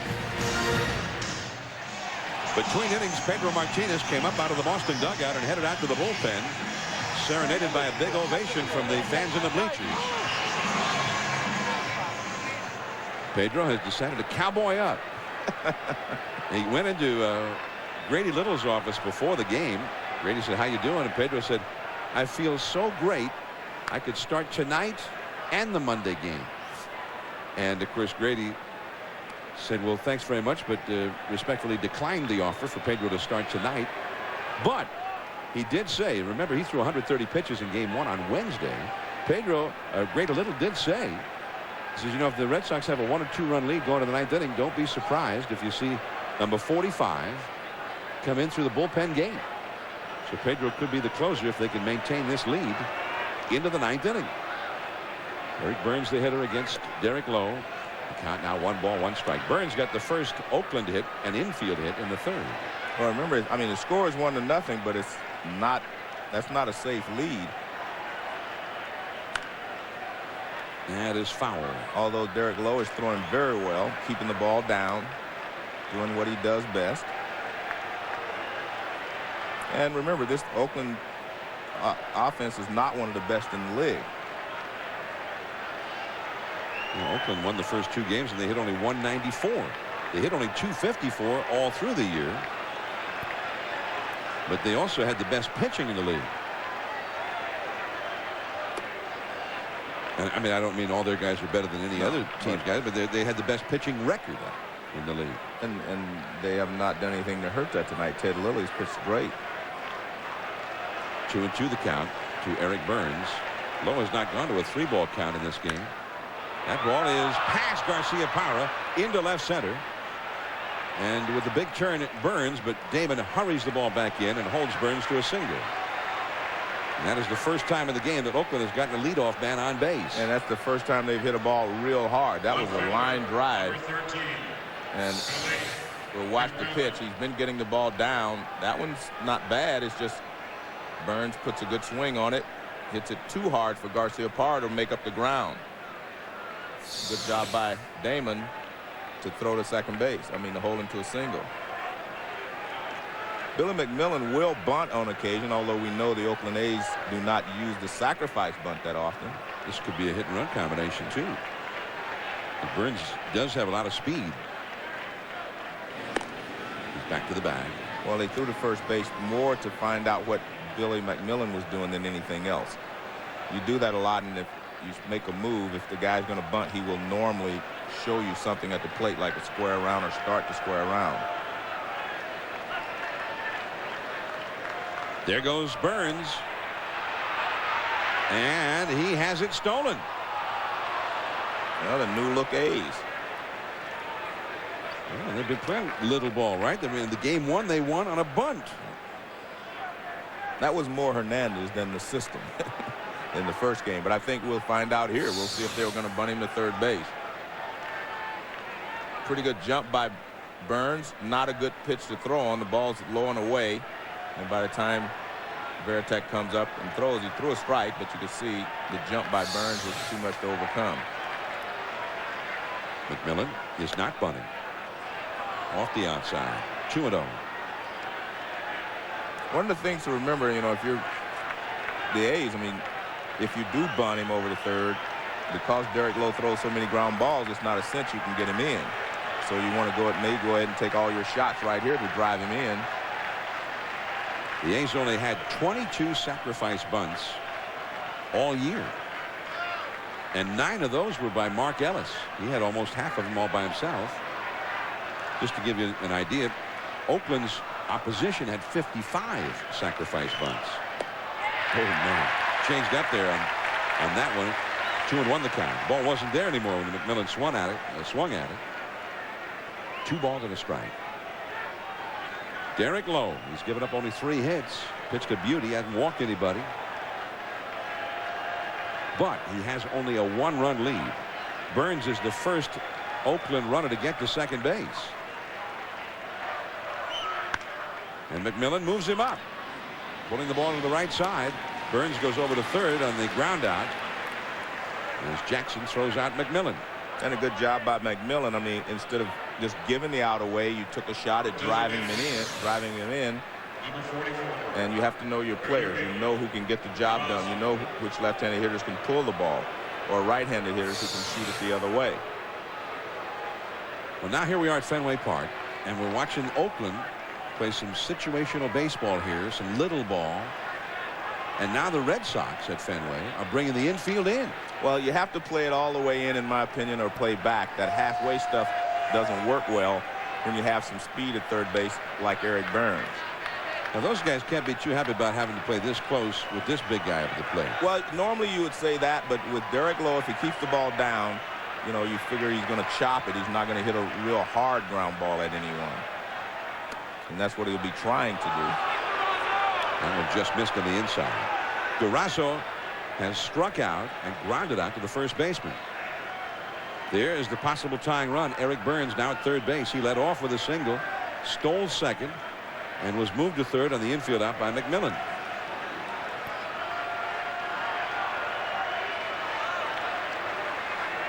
One ball, no strikes. And that's off the outside. 2-0. Well, Durazo has a very, very good eye. I mean, he very rarely goes out of the strike zone unless it's 2 strikes. You know, although we saw him chase a couple of pitches in game 2 because he was trying to drive someone in. Durazo, who drove in the tying run in game 1 with 2 down in the last of the 9th inning. In a game that Oakland eventually won. 2-0 the count. Now 3-0. That's the first time that Lowe has gone to a 3-0 count. First time he's gone to a 3-ball count of any kind. Now the man on deck is a right-handed hitter, but he's also one of the great hitters in the league. Well, let's take a look at the last pitch. This is what Lowe thought was a strike, and K-Zone says it was. 3-0. And now 3-1. I would think that if you're the Oakland A's, you would let Durazo swing 3-0 there. He may have had the green light. He just didn't want to swing, because you want to get a pitch up right on the edge of the acceptable jump zone there. You want to pitch up that you can possibly get in the air. Durazo 0 for 2 tonight and 0 for 7 this year against Derek Lowe. There's Burns, the possible tying run. Third base, 1 out. And the walk. Well, you know, some people say, well, maybe that's not as bad as it looks, because now you have a double play situation with Tejada. You did get the ground ball from him last time. But the more runners you put on base, the more opportunities they have to score. But this does give them a chance to play back and possibly get a double play and get out of the inning. Tejada with only 1 hit in the series. 1 hit, 12 at bats. Tonight, he's hit one back to Lowe, and he has grounded out to the first baseman. This frees up the middle infielders to play double play depth. Nomar at short, Jackson at second. Millar, the first baseman, now on the bag with Durazo. Although Durazo doesn't seem like a guy who's going to be doing any running. Right? I mean, why? Yeah, but no, I think that's just the way you set your infield, because he's going to play in anyway. So you're going to play in at the corners, because if the ball's hit to the third baseman and it's chopped, he's going to come home to get Burns. If it's hit to the first baseman, he's going to come home. So you're going to play in anyway. You're not going to play back, you know, at first base, even if you do not think he's going to run, because you're going to position yourself in the same spot anyway. Red Sox have had several chances to score runs tonight. Only the one, however, has been scored. That's hit very softly, foul on the ground. 2 strikes now to Tejada. Durazo took off on that ground ball and really hustled into second base, but then found out he needed to go back to first. And the crowd tries to rally behind Red Sox pitcher Derek Lowe. 1-0, Boston ahead. Billy McMillan, who got Burns over to third base with his ground ball, is the only, or had been the only Oakland hitter to bat with a runner in scoring position until Tejada right here. The whole night. This is Oakland's first genuine scoring chance. Hit very softly. Lowe throws home, and that one is going to allow the other runners to move up. As Burns shoved Jason Varitek, and Varitek goes over and tags him out.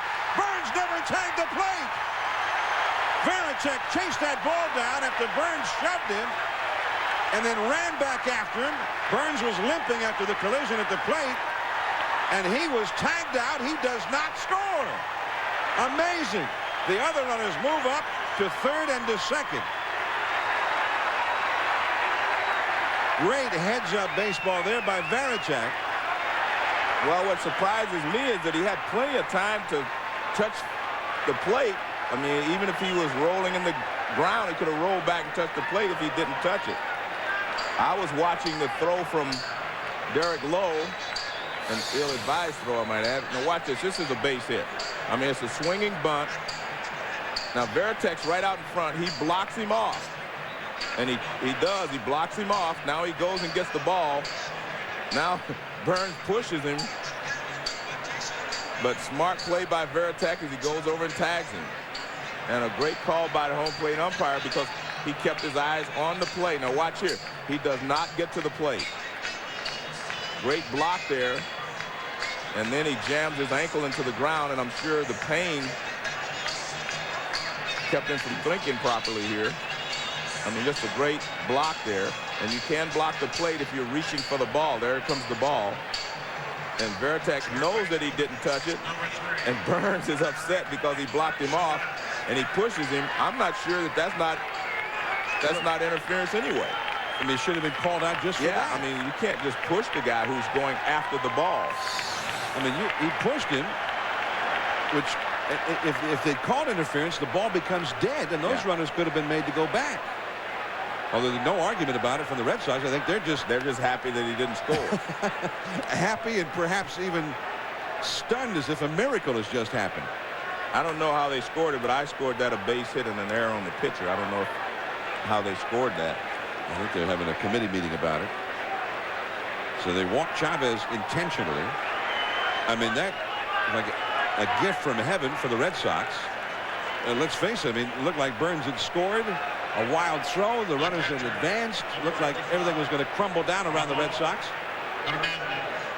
So the bases are loaded down. Here's Ramon Hernandez again with 2 down, just as was the case in the 12th inning late Wednesday night in Oakland when he bunted for the winning run of Game 1 against Derek Lowe. This time he swings away. Big chop. No more. Can't handle it. Well, now Tejada was obstructed by the third baseman, but I never saw a call. Well, Tejada stopped running, and Tejada has been tagged out. Now Maka's out. Third base coach Washington's out to get into the face of Bill Welke. But Tejada, after he collided with the third baseman, Bill Miller, just stopped running, assuming that interference had been called. Well, we saw this last year in the Giants postseason play with J.T. Snow. The umpires are going to discuss it. Yeah. One run did score. Well, actually, last year was Santiago. J.T. Snow, I guess, hit the ball, but Santiago in the League Championship Series with the Cardinals.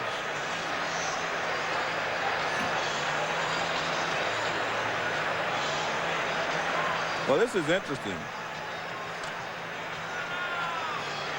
Ken Maka's right out there.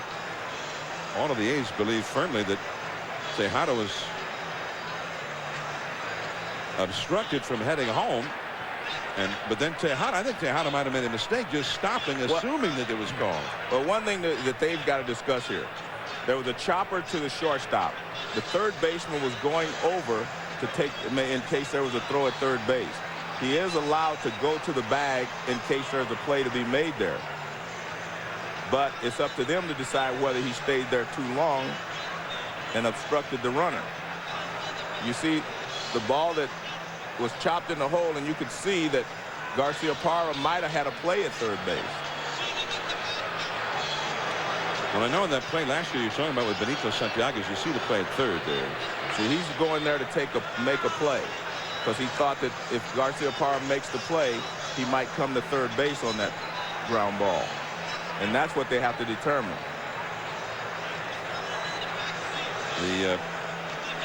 Last year they ruled no obstruction. Well, they ruled it last year, I think, because he didn't attempt to score. Tejada did attempt to score. He was starting to attempt, and then he stopped. Yeah, but he was tagged out, whereas last year Santiago wasn't tagged out. There was really no play ever made on Santiago last year. Exactly. In that Cardinal game you're talking about. The umpires, I mean, the thing that you're bringing up that we discovered last year, it's not automatic. No, it's not. Kind of a play. No, it isn't. If there's not an actual play being made on that runner at that base at that time, the umpires have to decide, well, what would have happened? One thing that they told us last year, Steve Palermo told us, was that they might have said, well, if Santiago had gone home, they probably would have thrown him out. We could have ruled that. Yeah. That's in the rule book. Steve Palermo, by the way, an umpire supervisor, is here tonight by the Boston dugout. And he's standing and an extremely interested observer here. The umpires are not having an easy time deciding what to do in this call. But I think Tejada didn't help himself when he stopped running. Look, I definitely understand what Ken Maka is saying and why he's so upset. Because he figures Tejada would have scored. Well, obviously, Maka is not hearing from the umpires what he's hoping to hear. That Tejada should score. Ramon Hernandez is out there. He's being held off by Ron Washington, the third base coach. Chavez is out there talking to one of the umpires. Terry Francona now wearing the warm-up jacket has come out to try and get Hernandez away. Well, being honest with you, the players should move away and let Maka do it. Chavez is with one group of umpires, as is Rubio Durazo and Ron Washington. And I think they're trying to explain why they're interpreting the rule the way that they are. And it is basically a judgment call. And it's not one that you probably can appeal either. But you know, or play the game under protest. Everybody in this game has always been taught, if you run into a fielder like that, that you're going to get the next base. Well, it's not, again, it's not a cut and dried situation. It's not like the obstruction we saw earlier with Chavez, who obstructed him, impeded him getting back to the bag. What they're saying is he rounded the bag and ran into Miller. But the only thing I can think that reason they're not calling is because Miller was going to third in hopes of a play from Garcia-Parra. Well, Maka has not gotten the word he wanted. And on that very unlikely play, this inning has ended. One run did score to tie the game. And apparently Tejada is out, having been tagged out. The game is tied. Let's go to Gary Miller. John, talking to umpiring official Steve Palermo, and he feels like it should have been obstruction on that play, but apparently the conference there, the conference of umpires, wasn't enough to overrule it, and we'll have to see if they play this game under protest. Steve said it seems similar to the play in San Francisco last year during the postseason. You can't protest a judgment call. You can only protest a rule infraction. So, on one of the more bizarre plays, you'll see the base hit bouncing past Garcia-Parra, and then Tejada, who was being waved home by Washington, running into Bill Miller. And then as the throw came in, he stopped, feeling sure that obstruction was going to be called, but then he was tagged out. That's the play that stands. Here come the Red Sox, 1-1 in what has turned into a very bizarre game at Fenway. Ramirez fouling one off the right field line against Ted Lilly. And, you know, I don't know if you remember the play last year at Pacific Bell Park in San Francisco. Benito Santiago was going to third, but it seemed like he might well stop at third base. The throw from right field went to the plate. Santiago ran into the infielder, and it was ruled that it was not an obstruction. And the key was that Benito, they didn't feel really was being waved home. He wasn't intending even to go to the plate, so that he was not obstructed from doing something that he had intended to do. But it seemed clear here that Tejada intended to go home. He was being waved home. The only thing I think they could interpret this as is that he was going to third to take a throw from Garcia-Parra, because Garcia-Parra, if he'd have backhanded the ball, that would have been the easiest play, throwing to third base. So Miller does have a right to go there if a play is going to be made there. And that's the only thing I think they can interpret it as. And remember, you cannot protest, you know, a judgment call. You can only protest an interpretation of the rules.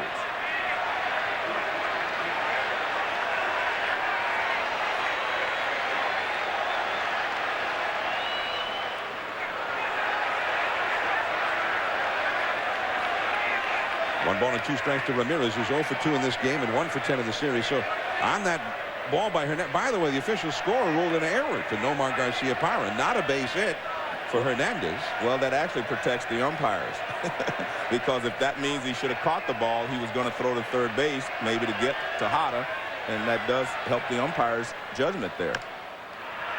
Racing in, Tejada. A high throw, but up to get it is Hatterberg. And for Manny Ramirez, the misery goes on. Commissioner Bud Selig, you saw, is here tonight, and both the commissioner and Steve Palermo were on the phone at the same time, perhaps to each other here.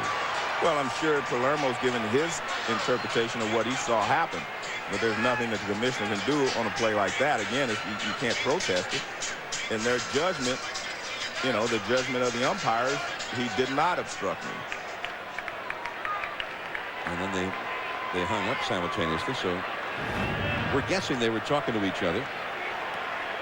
Here's David Ortiz, Boston slugger. He had 28 homers in the last 78 games of the season. But in this series, he is 0 for 11, 3 strikeouts. He struck out once tonight and popped up once. 1-1 the score. Lilly gets the slider by him. 0-2 the count. You know, the other play in that inning, the weird play where Eric Burns ended up being out at the plate on what looked like a disaster for the Red Sox. That was not a hit for Tejada. But it should have been. But no, actually, when you think about the rationale behind it, it was because he was out. Well, a little ground ball. They made a play at the runner at the plate, and he didn't score. They got him out. Yeah, but that's like if a guy runs around second and misses the bag, you're still out. I mean, you're still, you know. Well, they threw home to get the guy, and they got him. I mean, at the same place, right? Not a succeeding base. No, good point. That is Burns in center. Burns, who limped off the field after being tagged out, not apparently realizing that he had not tagged home plate. But he seems to be all right. He's back out there in the outfield. As Ortiz is gone for out number 2. So the big Red Sox sluggers, Ramirez and Ortiz, continue to be shut down. Ramirez 0 for 3 tonight. Ortiz 0 for 3. And the two of them are combined 1 for 23 in the series. Here is Millar. He's had an infield hit and has been safe on an error by the catcher. And he takes one in the dirt for ball 1. But when you were a young player, Joe, I can't remember that far back. Wouldn't you have expected, if you'd run into an infielder like that heading home, that you would have been awarded home plate? And that's low. I mean, I'm going to agree with you in a way, because it appeared to me that he was going to score. But if they were going to make a play at third base, Miller had a right to go over there because it was a force out. And if Garcia Parra goes in the hole to get the ball and forces a guy at third, that's part of the game. And they obviously are assuming. Now watch this. Now he's going there for Garcia Parra to throw to third base. And if he catches it, that might have been his only play. But if Nomar had caught that grounder, that, I believe, would have been his only play. Yeah, it would have been his only play. So, and they saw that too. So maybe that's what they're basing their judgment on. Miller didn't go there to block Tejada. He went there expecting to throw. Now it's a matter of interpretation whether he should have moved after he didn't get the throw. So I mean, that's interpretation of, you know, what they saw. Well, here's the 3-1 pitch now to Millar, and he gets a walk from Lilly. A 2-out walk here in the 6th inning. Keeps the inning going for Jason Varitek, the powerful catcher. Well, the one thing you have to start to look at, I mean, Lilly has basically been, you know, around a 6th-inning pitcher, and you have to start to wonder, you know, how much longer he's going to go. Derek Lowe, I think, can throw longer because he's basically a sinker ball pitcher. And when they get tired, the ball's going to sink. Well, last year, when Benito Santiago ran into the Cardinals' third baseman in the League Championship Series in the National League, Steve Palermo said that the reason that he was not awarded home plate, as Varitek fouls it, was that the umpires had to decide what would have happened if Santiago had not collided with the infielder. And in that case, they decided, well, he would not have scored, so we're just going to keep him at third as if the collision had not occurred. Now here, you could make a case that Tejada would have been thrown out at the plate. Right? I mean, that could be another interpretation. That if they're charged with deciding what would have happened, they might have decided, well, he would have been out at the plate. I mean, how they could decide that, I'm not exactly sure. Well, again, we'll have to wait and see their interpretation of why they ruled the way that they did. But it seemed like the difference is they weren't making a play on Santiago necessarily last year. And clearly they were making a play on Tejada here. Chavez was playing him on the line. It's a high throw, but Hatteberg gets the foot bat on the bag, and the inning is over. We're heading to the 7th inning now. Hatteberg will be coming up. 1-1. Oakland won. Boston won. We go to the 7th inning at Fenway Park in what has been a bizarre ball game here at Fenway. I mean, Oakland committing 4 errors, giving away a run. Boston was charged with a couple of errors in that 6th inning. And Oakland fans, I'm sure, feel that the umpires have made a very serious error. For Oakland, here is Scott Hatteberg against Derek Lowe. Lowe's 80th pitch of the night is a called strike. Hatteberg is grounded out and singled, 1 for 2. There have been more errors in this game than hits. Oakland with 4 errors, Boston with 2. There have been 5 hits altogether. Boston has only 2 of those.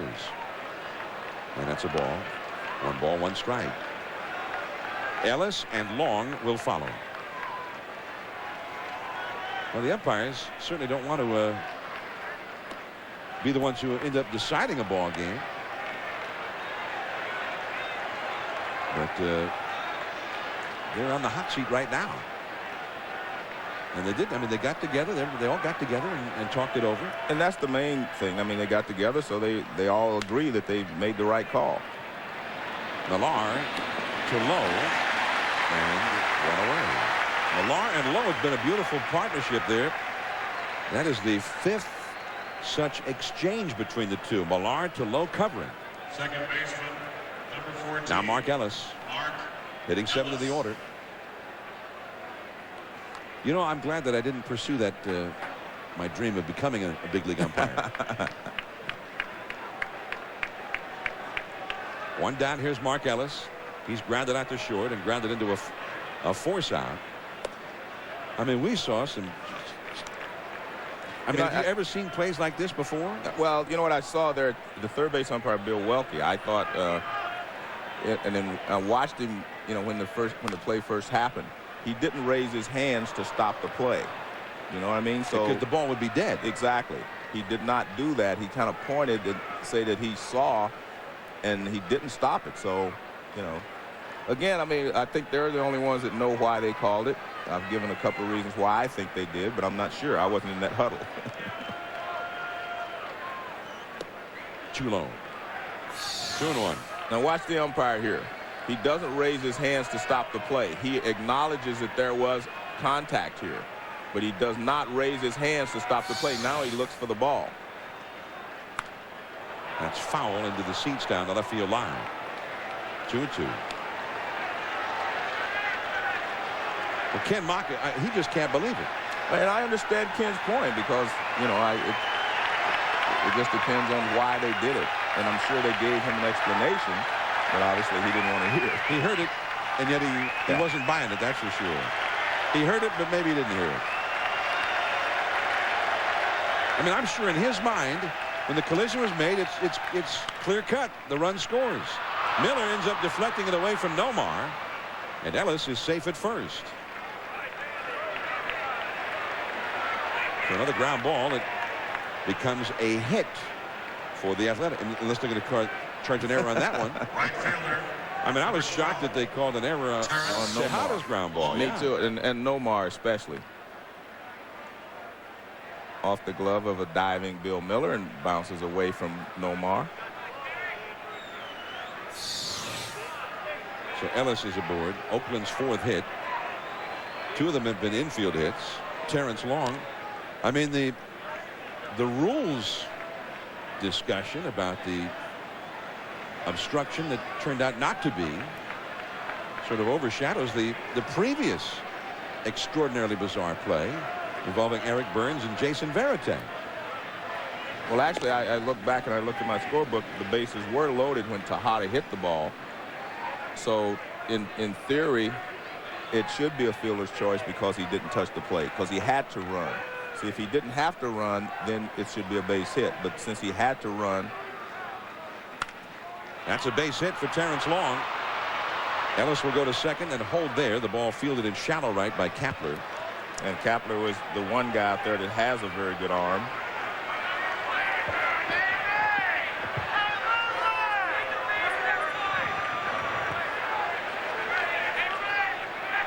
So Eric Burns will be coming up now. Well, this is one of the reasons Terrence Long was in there. He's a good low ball hitter, and he's had some success against Derek Lowe. Ground ball in the hole for a base hit.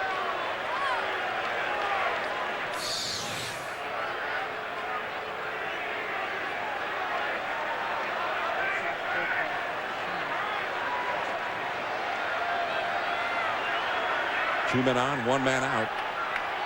And Burns the hitter. And Burns has had 2 hits in this game. Fouling it off his left foot or left leg. Burns also has a steal. And we also thought that he had scored a run, but it turned out he never did. And that was the other weird thing. After he had the collision at the plate, thinking he had scored, but first he shoved Varitek out of the way as Varitek was going after the ball.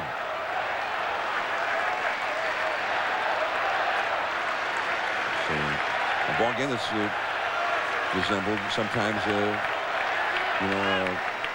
the WWF out there. Burns fouls one again. 0-2 the count.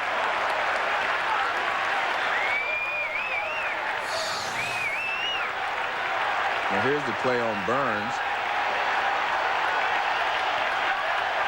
I mean, that was a disaster for the Red Sox, right? Until Burns pushed him. But wait a minute, Varitek, you're out. Never tagged the plate. Forgot. I mean, the thing he didn't forget to do is go over and shove Varitek, but he forgot to tag the plate. Varitek knew. He chased the ball all the way to the backstop, then ran over and tagged him. 2 strikes the count. That is foul. The Boston bullpen is busy, by the way. As Lowe is in a jam here in the 7th inning in a 1-1 game. Embry, the left-hander, Timlin, the right-hander, warming up in the Boston bullpen. Pedro Martinez is in the bullpen tonight. He could be the closer. If they've got a 1- or 2-run lead going to the 9th, that's what Greg Level said could happen before the game. Eric Burns. There goes Ellis from second. Miller, who was covering the bag, cannot get to that grounder, and the bases are loaded. And the running A's are doing their thing. I mean, the fact that they were stealing that base a lot, made that a base hit. Miller had to break to cover third, and right there is where Burns hit that ball, and Miller could not get back to it. So this is a different A's team than we've seen in the playoffs in the past. I mean, they're putting runners in motion. They're moving runners along. I mean, this is the way you have to play in the postseason. You have to make things happen. I mean, they're playing playoff baseball right now. Now Dave Wallace, the interim pitching coach, with Tony Coninger battling cancer this year.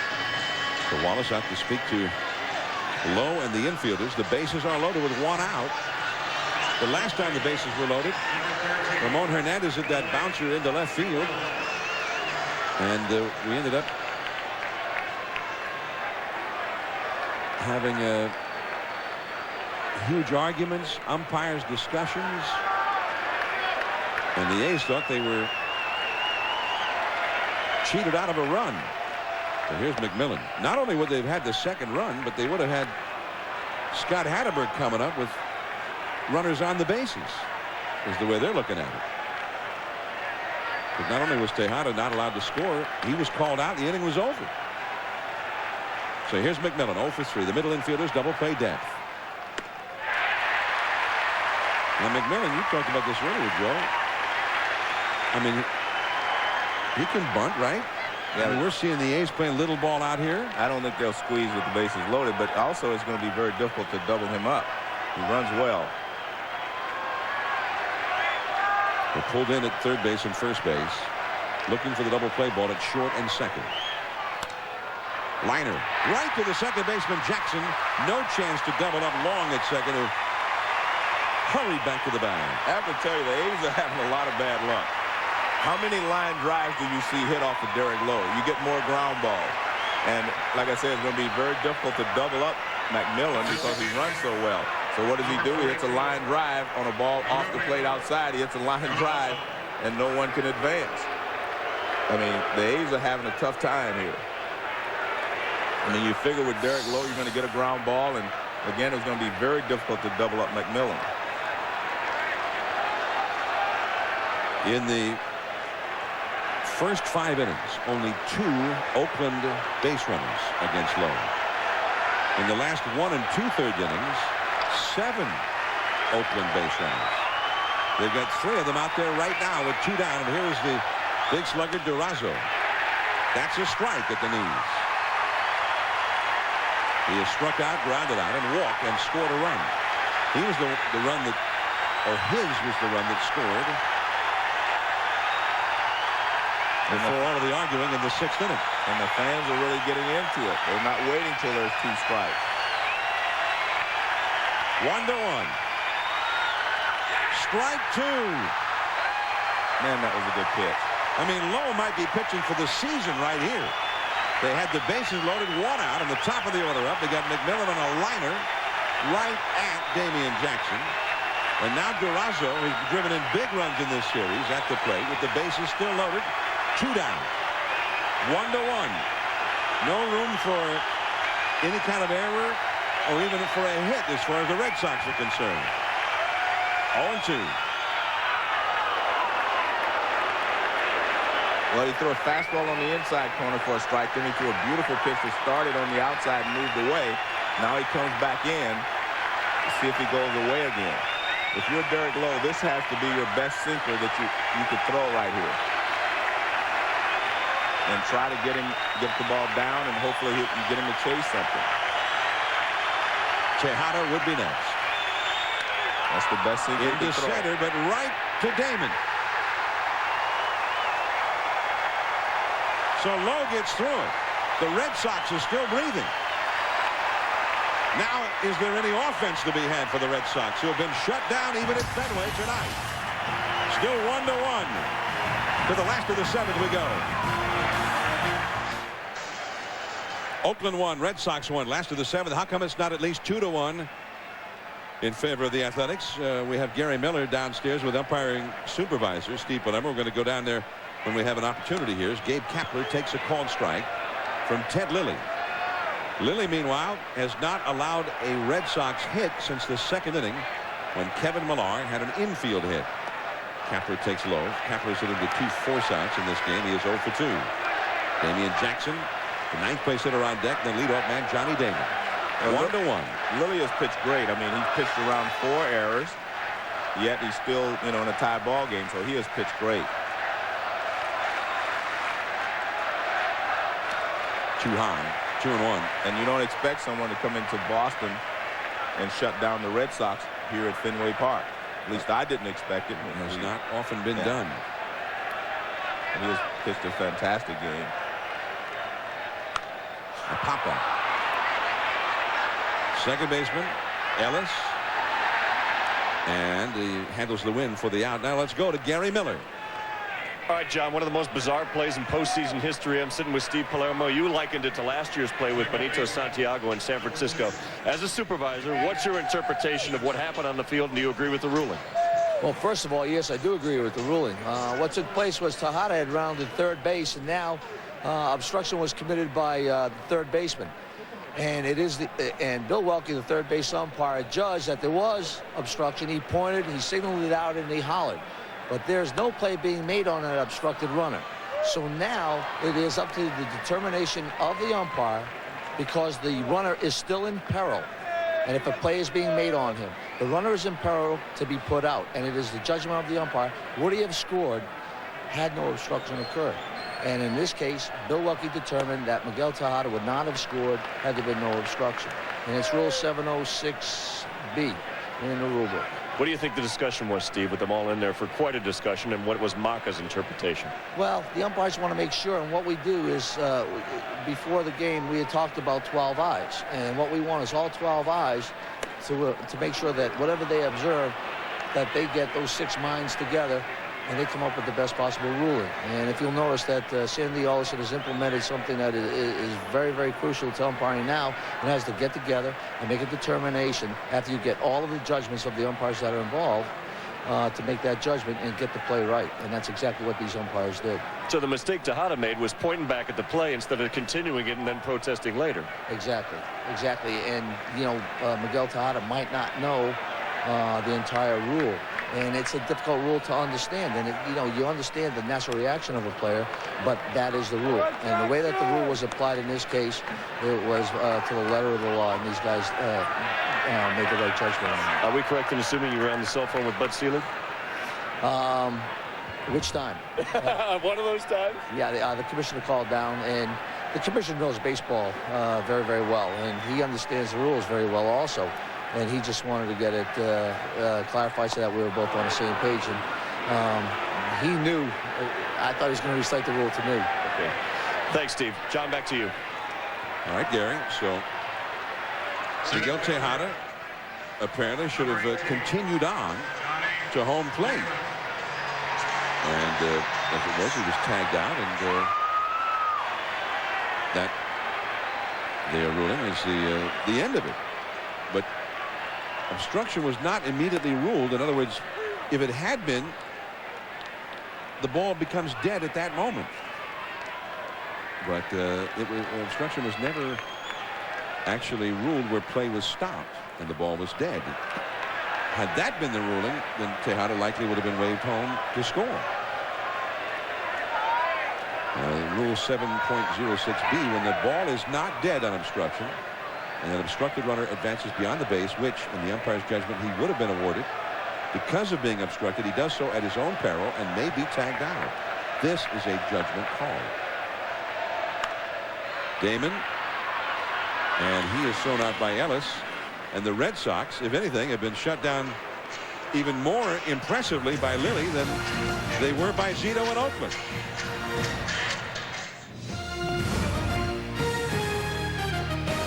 ESPN2's presentation of the 2003 MLB Division Series, brought to you by MasterCard. There are some things money can't buy. For everything else, there's MasterCard. John Miller, Joe Morgan, Gary Miller here at Fenway Park. It is 1-1 as we go to the 8th inning. Now remember, Derek Lowe on Wednesday night threw 42 pitches, working the 11th and 12th innings, as he took the loss in that game. And although he thought it was a positive, that's what he said afterward. Well, here's Mike Timlin on in relief of him. And although Lowe through the first 5 innings was almost untouchable by the Athletics, Joe, in his last 2 innings, things were very perilous for sure. Well, the last pitch, I said, he should throw the best sinker he could possibly throw. Well, he did that, but Rubio Durazo still hit a line drive to center field. I mean, I thought it was a great pitch by Lowe. Let's take a look at this last pitch. Remember, there's 2 strikes on him. Look at that. I mean, you don't get any better than that. It's down below and just really sinking. And Durazo hit a line drive to center field, but right at the center fielder. So that was the last pitch of the ball game for Derek Lowe tonight. So here is the 37-year-old veteran, Mike Timlin, who's been in a couple of World Series many years ago with the Toronto Blue Jays, and he's going to face the Oakland Power.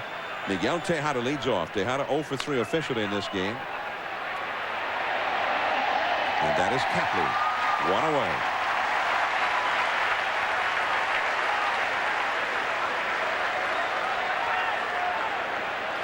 One down, and now Chavez. Derek Lowe went 7 innings. He threw 100 pitches and gave up 1 run that was scored as unearned because of the error that was charged to Nomar Garcia-Parra on what looked to be like a base hit for Miguel Tejada. Pedro's out there in the bullpen, but will they have a lead going to the 9th inning for him to try and protect? Chavez takes ball 1. He is 0 for 2. He's grounded to first, popped to second, and been walked intentionally. Ramon Hernandez on deck. Boston was 6 hits in the game. Or rather, the Athletics was 6 hits in the game. Boston has only 2 hits against Ted Lilly. What a performance by Lilly. And that's a foul back out of play. I'll tell you what, I mean, it's pretty astounding. The Red Sox and your pitching had shut down the Athletics to this extent. You'd figure they would have won a game or 2 by now. Good point. But again, I mean, you never expected Lilly to shut down the Red Sox here in this ballpark. Nice slider misses. But they have not been hitting fly balls toward the monster in left field. Well, I mean, the Red Sox, it wasn't like they expected. It was almost as if they knew. Right, exactly. That back here at home, that they'd be peppering that wall and filling Fenway with base hits. But they've had only 2 hits, 1 of those an infield hit. And none since the 2nd inning. And what a grab there by Timlin, leaping high in the air to snare it. Chavez is out number 2. Chavez now 0 for 13 in this series. And that was a magnificent play by Timlin. I mean, he was in good fielding position. He's the only reason he's able to make it. So he stays right there in the middle of the mound. A lot of guys fall off left or right. He's right down the middle, right there. Now he recoils and comes up with it. Nice play. Got a pretty good vertical leap there. Yeah. Two down here is Ramon Hernandez. Power pitchers usually fall off to the first base side, and that's why they're not in good fielding position. Guys that throw a lot of breaking balls and sinkers usually stay right there. Well, that 94-mile-an-hour fastball called a strike, so that's power. That's what you're talking about. Yeah, had some giddy up on it. 0-1 the count to Hernandez. Just missing on the outside. Reaching back, getting a little bit now. I mean, he usually throws a good heavy sinker. He's throwing some gas. There's Chad Bradford, the submariner in the Oakland bullpen. Boston will have big hitters due up in the last half of this inning. Garcia Parra, Miller, Ramirez. And he challenged him up and in there, and Hernandez fouled it straight back. 1 ball, 2 strikes. 2 down, nobody on in the 8th inning. The big crowd at Fenway. In this do-or-die game for the Red Sox. They must win, or we'll see you next spring. 1-1 in the 8th. Going back in a hurry is Kepler into right center. He's there, and he makes the catch.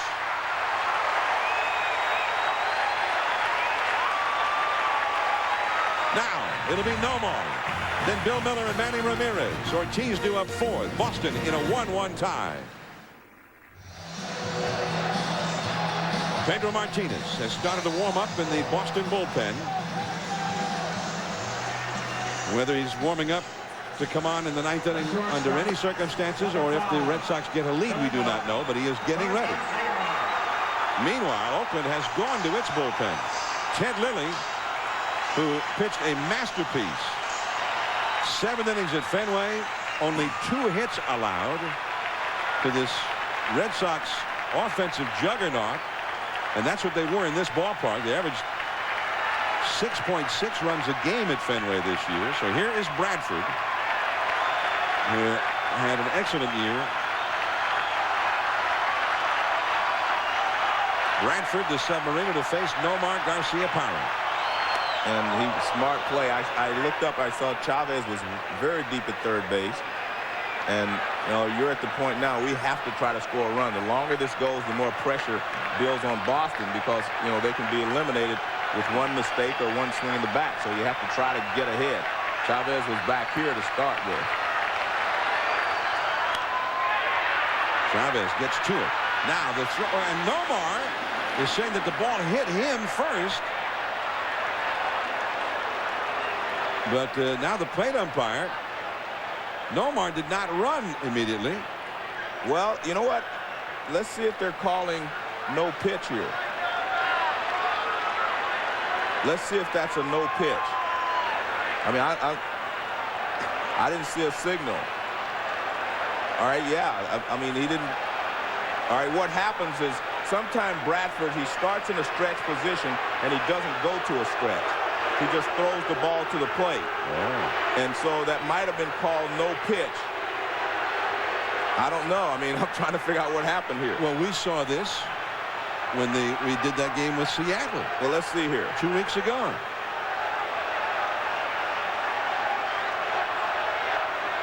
Well, did it hit him? I mean,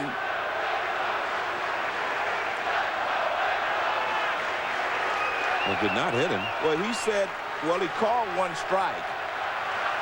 He called 1, and that's the only thing I can think of is that they call no pitch, because Bradford sometimes he stands in a stretch position, but he doesn't go to a stretch. He just throws the ball. See, like right there, he just comes up and throws it without, now he goes to a stretch position right there. And that's what you're supposed to do.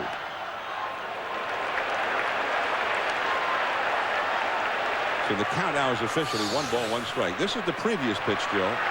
See, he did not come to a stretch position.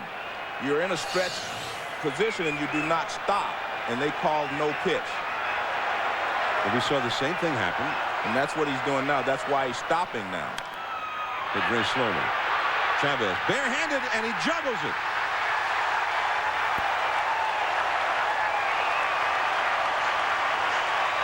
So Nomar got a second life after apparently grounding out to Chavez.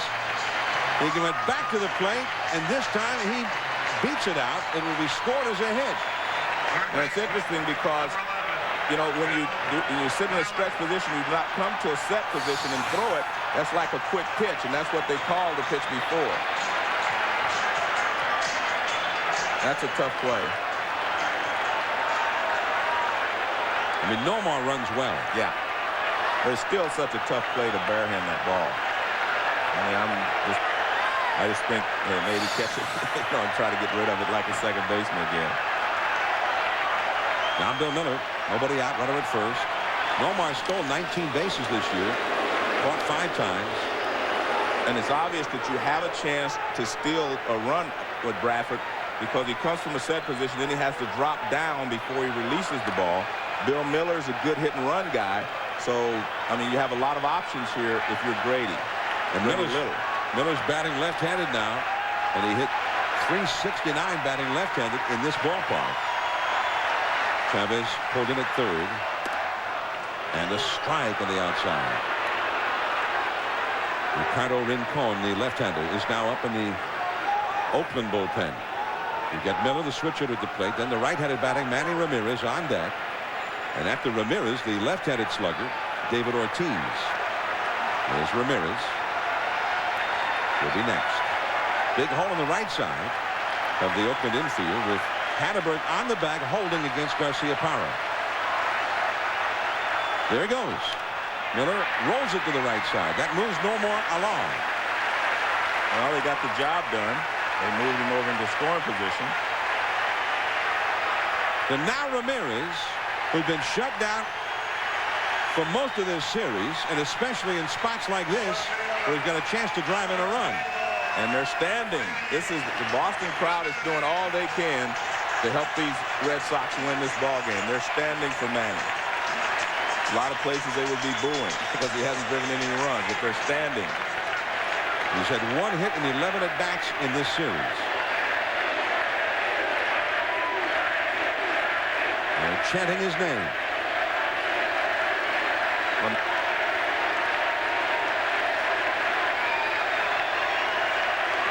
Garciaparra, who runs well, the possible go-ahead run at second base.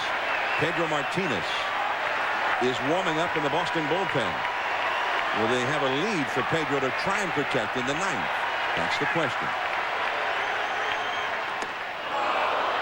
1-1. And you would probably think about walking Manny if it wasn't for the unorthodox pitching motion of Bradford and the fact that Manny has struggled a little bit in this series. Well, not a little bit. He's been struggling. Well, and he's had only 1 hit in 11 lifetime at-bats against Bradford.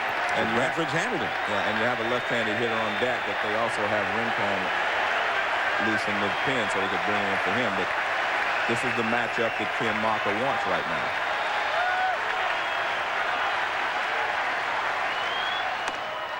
He laid off that one as it ran in toward the belt buckle. 1 ball, 1 strike.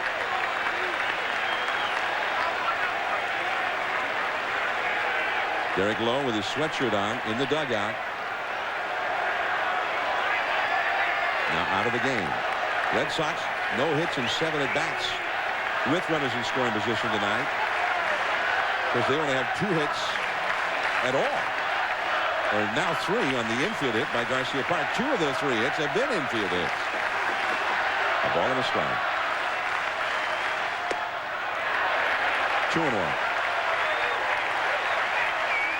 And if you're Bradford, you have to think, I'm going to make my pitch and continue to make it. If I miss, I miss. But I'm not going to give in and throw a strike just to keep from walking me.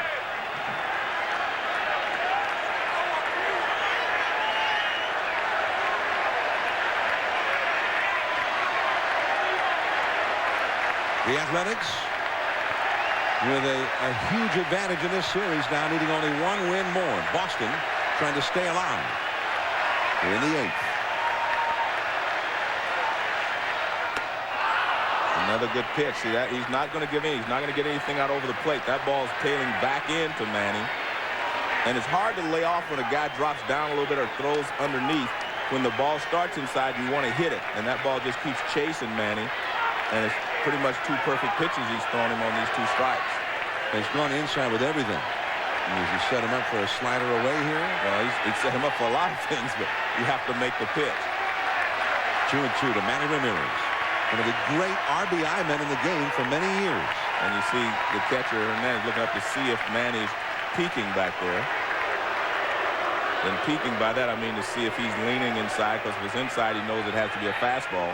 And if he's away, he can throw a breaking ball. If he sits inside, he's got to throw a fastball. He's not going to throw a breaking ball inside. 2-2 to Manny Ramirez. Garcia Parra got that infield hit, is at second. There he is, number 5. And he struck him out. Same pitch. 3 pitches running back in, tailing back in on Manny. Wow. He is now 1 for 12 in this series. Designated hitter, number 34, Ortiz.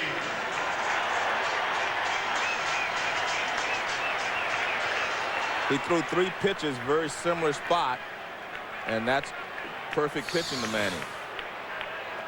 Well, that enables them to walk Ortiz intentionally. And you've got the right-handed batting Kevin Millar up next. I mean, that just worked out beautifully for Ken Maka, because they can just put Ortiz on. And even if Grady Little pinch him with a left-handed hitter from Millar, he's got the lefty Rincon ready in the bullpen to counter that move.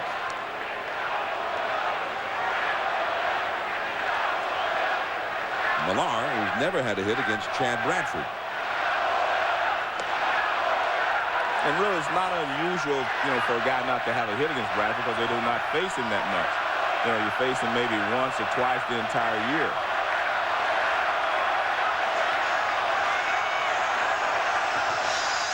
Cowboy up, they're chanting at Fenway Park.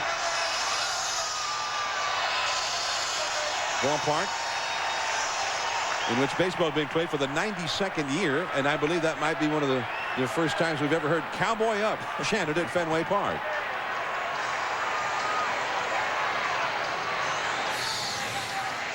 Between innings, they had the rally karaoke guy video up on the Jumbotron, and that's Kevin Millar back when he was in college. A video was made one night of Millar at a party. Some old friend of his sent it to the Red Sox back in August, and they played it late in one ball game, and the Red Sox rallied and came back for a win that night. Well, they've got a lot going on here tonight in Boston. So that was their answer to the Anaheim Rally Monkey. They had the Rally Karaoke guy here at Fenway. And here is the later, more mature version of the Rally Karaoke guy, Kevin Millar. 2 men on, 2 men out. Foul. Millar 0 for 4 lifetime against Bradford. In this game, he's had an infield hit.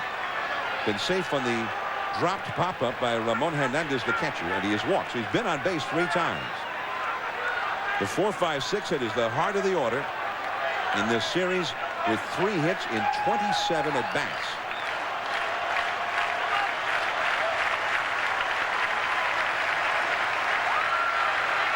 Millar's been the hot hitter of that trio.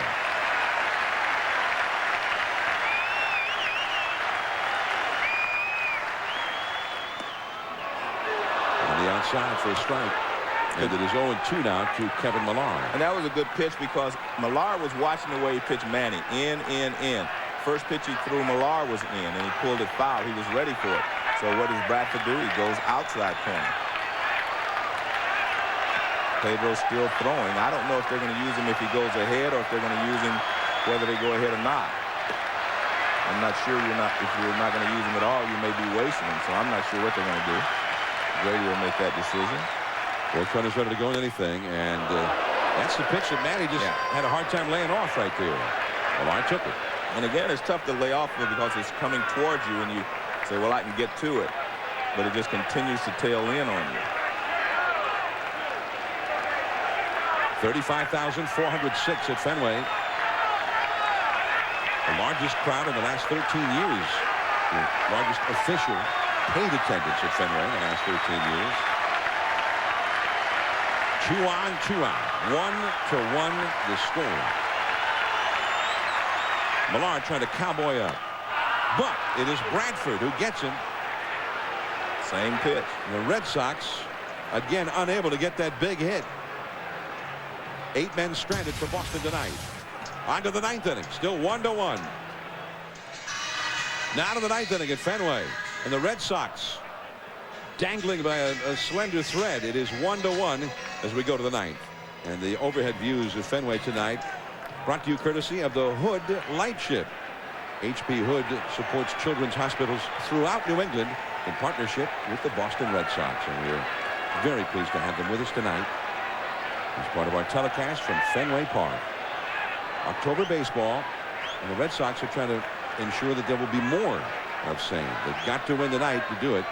Oakland, well, they don't want to have a game 5. They've had games 5 in 3 consecutive postseasons and haven't won one yet. Well, they don't even want to have a game 4. They want to just wrap it up right now. Yeah.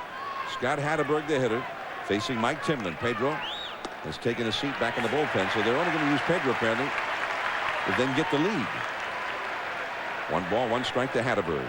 He has grounded to second, singled, and grounded to first.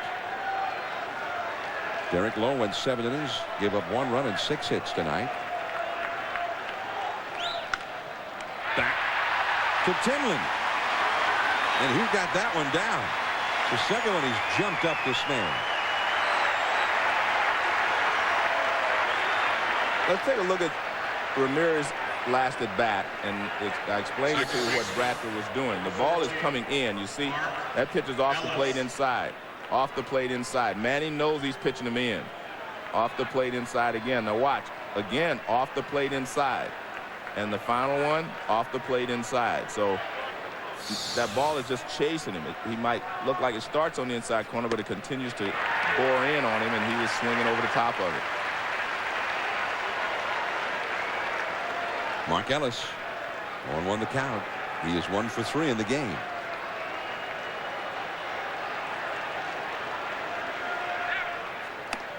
And a strike on the outside.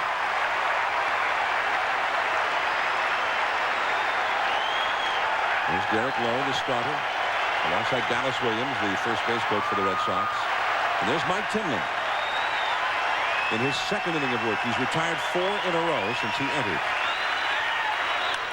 And a pop-up, foul, and that will drop back into the seats. Veritek gave chase. And you see more and more catchers, when they want the fastball up and out of the strike zone, they will stand up instead of just giving them the glove up there, because they want to make sure they do not miss in the strike zone. They want you to make sure you get it up high. And a good job there by Veritek. He said, make sure this ball is high. Often you see guys ask for the ball high, and they get it to the high part of the strike zone, and the hitter can handle it. That was high, but away. 1 ball, 2 strikes.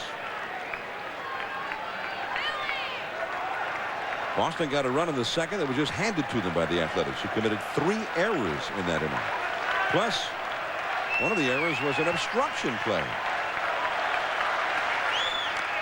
And he struck him out.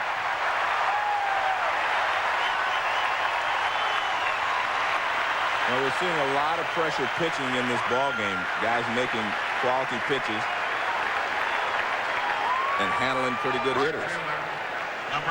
Well, he got ahead. He tried to get him to chase a high fastball. Look at this. Right there on the outside part of the plate. Maybe a little off, but a good pitch. And Mark Ellis can't catch up with it. Now Terrence Long. 2 down. Nobody on. Long is 1 for 3. Millar, he'll take it himself. Timlin has been excellent. 6 in a row retired by Timlin.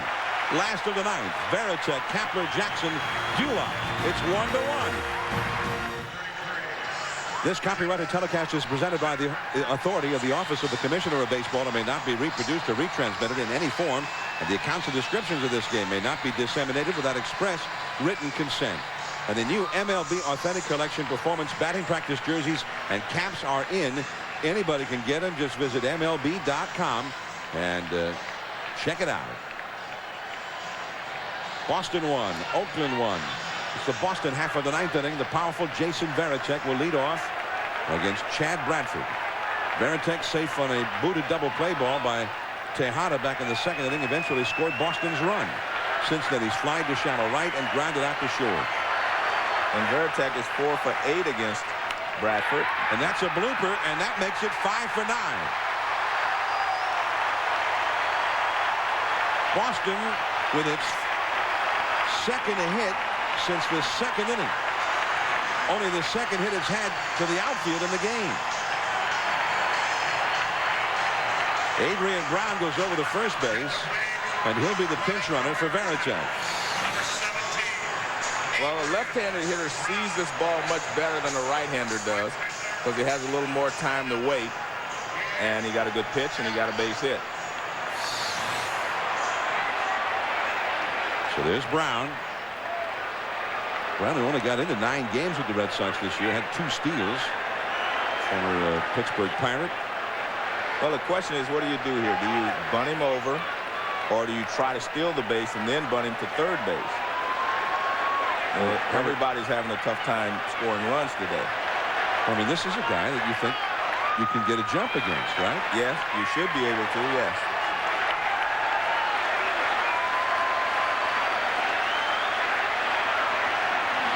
And Brown is back to the bag as Kapler has already squared around the bunt. Well, that's why they do it. They want to see if he did, as I just said before. Now Kapler basically gave it away. But if you're Grady Little, do you change it? Kapler has not had a sacrifice bunt in the last 3 years. Over at third base, Chavez in on the grass, expecting the bunt. And again, Kapler squares, and Brown is back to the bag at first. Well, I mean, it depends on your philosophy. I mean, you know, you can be eliminated if you lose this ball game. So maybe you play it the percentages and just go ahead and bunt him to second base instead of trying to let him steal the bag. The Oakland bullpen is busy. Kapler bunts it foul. I mean, Boston's trying to do things here that they're not used to doing. They don't do. Right. But that's what the playoffs force you to do sometimes. Force you to play a little differently than you would, you know, in a regular season game. They had 24 sacrifice bunts this year. 6 of them by Johnny Damon, 5 by Jason Varitek, 4 by Bill Miller, and nobody else had more than 2. Damian Jackson had 2. He's on deck. Ricardo Rincon, the lefty, is in the bullpen. You saw Todd Walker has a bat, and he's ready in the Boston dugout. But Rincon is also ready as a counter to that possible move.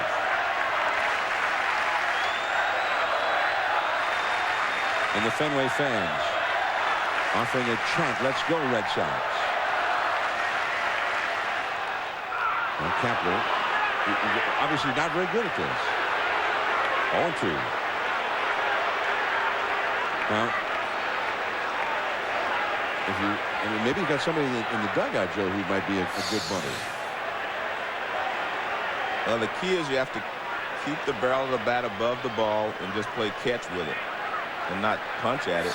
But again, I mean, Kapler hasn't been asked to bunt in 3 years. Kind of difficult to do it right now under these circumstances. Well, if he has been asked to, he never did it. Well, either way.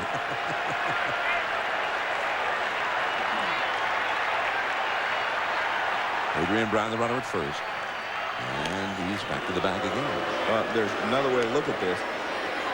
If you're going to try to steal the base, you have to try to do it now. Because if he retires Kapler and they pinch hit Walker, they're going to bring the left-hander in, which will make it more difficult to steal second. So if you're going to do it, you got to do it in this at bat. That's the third, should be 2. Chavez double clutch down the relay, still in time. Well, that's not the Red Sox style of play. And instead of getting the runner over, a double play, the worst possible result. Now Todd Walker is going to come up with 2 down and nobody on. Well, Chavez has showed you that why he wins the Gold Glove. Look at this throw, perfect throw at second base. I mean, if he throws the ball inside a little bit or outside a little bit, they're not going to make that double play. I mean, we've seen him be very accurate on starting the double plays, and that's how you win Gold Gloves. I mean, that's what a Gold Glover does. He makes the plays. Walker has been introduced into the game as a pinch hitter, and here comes Ken Maka.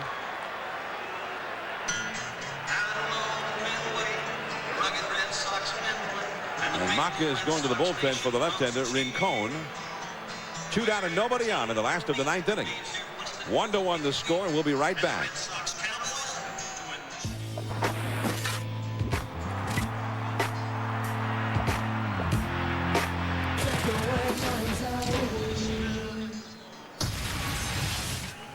Back at Fenway, game 3, and Boston is hoping for a game 4, but they're going to have to score some runs here, at least one at this point. And now Todd Walker is coming to the plate to face Ricardo Rincon. Rincon, the veteran left-hander, and he got into game 1 against Todd Walker, and Walker took him deep. One of 2 home runs that Walker hit in game 1. And the ball he hit off of Rincon was a high slider. So we'll see the approach that Rincon takes against him this time around. Walker had a great day at the plate, or a great night at the plate in game 1, and then got shut down in game 2, plus a costly error. Well, he was supposed to go outside with that fastball and ran it off the inside. Yeah, I think he threw it where he wanted to. I know the catcher was set up out that way, but if a guy hits a slider off you, you know, for a home run last time, you want him to be aware that you will come inside with a fastball. There's Keith Folk, the Oakland closer, getting ready in the bullpen now. Well, he came back with a slider here and pops it up. Well, Tejada. That's why you set it up with the fastball inside. And we're going to go extra innings. Oakland will have Burns, McMillan, and Durazo coming up to start the 10th in a 1-1 game. If there is a game tomorrow here at Fenway, we'll have it on ESPN at 1 o'clock, 10 Pacific, the Athletics and Red Sox. Then at 4 o'clock Eastern, 3 Central, the Yankees and Twins game 4. The Twins must win or be eliminated. And the Cubs and Braves, the deciding game. Game 5 from Atlanta. It'll be Kerry Wood up against Mike Hampton. Wood on full rest. Hampton on 3 days rest. 7:30 Eastern, 6:30 Central Time on Fox tomorrow night. Yankees will have David Wells up against Santana at the Metrodome. And there is Todd Walker now at second base as Mike Timlin is still in there in his 3rd inning. He only threw 17 pitches. Doug Mirabelli is the new catcher. As Adrian Brown ran for Jason Varitek. We're in the 10th inning at Fenway. Extra innings in the postseason. Joe, let me see if you, I don't know how much you know about Fenway Park history. I'm not good at trivia. Do you remember the last time they played an extra inning postseason game at Fenway Park? No. Yes, you do. Don't give me that. And what couldn't have been that long? One ball. It's starting to come back to you now, isn't it? Well, I mean, I didn't know we played an extra inning game here, but that was quite a while ago. But I guess they haven't been in too many playoffs since. Well, I'm going to give you a hint. It was October the 21st of 1975. Okay, that would be during the World Series. So, yes, I can remember. Oh, you've been probably trying to forget about it ever since. Yeah, well, not really, because we won. You crushed one that night in 2 double plays, I recall. Yeah, but you know what? We still won the game, so it doesn't matter.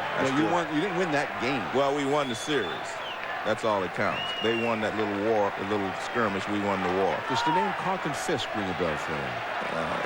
It doesn't ring a good bell, but yes. Well, that was the last time they played an extra inning game in the postseason at Fenway Park until tonight, 28 years ago. 3-2 now to Burns, who's had 3 hits tonight. That's Pudge Fisk's retired number, now a Hall of Famer, number 27. 3-2 to Burns. Now he's a dangerous man to allow to get on base here to start off an inning. With lots of speed.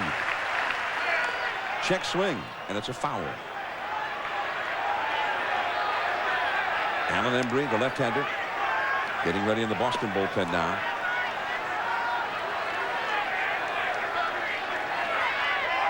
And he's been joined out there by the right-hander, Young Hyun Kim, who started to throw as well. By the way, Pedro, as Grady Little had said, could have been used to that as a closer. But with the home team in a tie ball game now, there will be no closing to be done.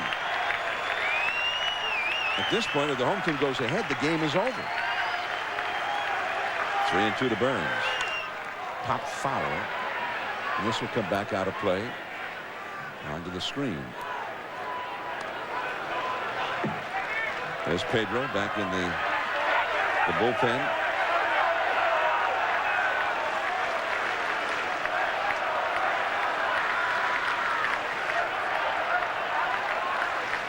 Mike Timlin with a 3-ball, 2-strike count to Burns.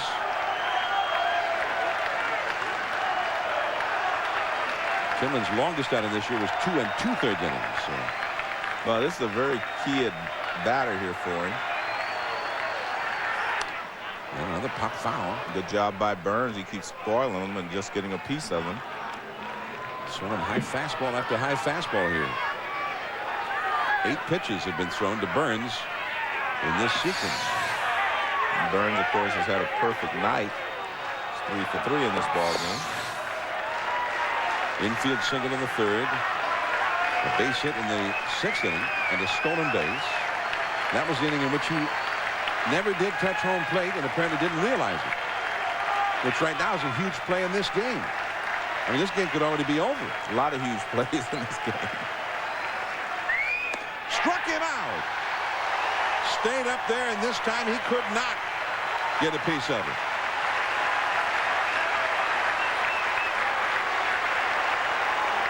And a good job by Timlin. I mean, he's continued to keep the Oakland A's off base.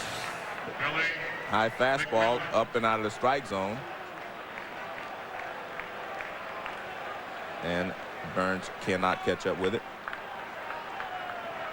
Now Billy McMillan, the leadoff man, with 1 out and nobody on in the 10th inning. So Timlin keeping a dangerous, speedy base runner off the bases there.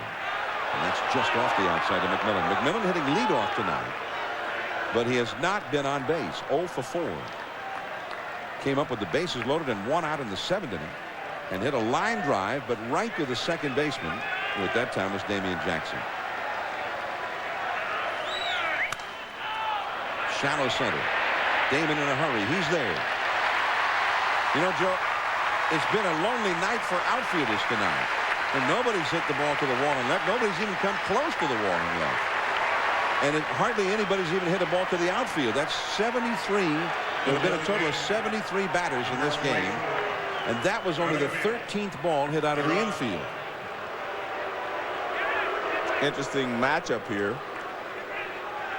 We saw Durazo hit a low sinker from Derek Lowe and hit it very hard in the center field. And if you're Timlin, how do you go after him? Watching in game 1, I watched Pedro Martinez pitch to him. He went after him with hard stuff, trying to get it up. We'll see how Timlin attacks him. Durazo 0 for 3 with a walk. He has scored the Oakland run, but he takes a strike. I mean, we've seen some pitching tonight. Yes, we have. A lot of quality pitchers. Everybody who's pitched in this game has been outstanding. This is a great hitter's ballpark. There's been very little hitting tonight. 1 ball, 1 strike. 2 down, nobody on. Miguel Tejada, the most valuable player in the American League last year, is on deck. I would think if you're the Red Sox, you would not want to get the ball down to Durazo.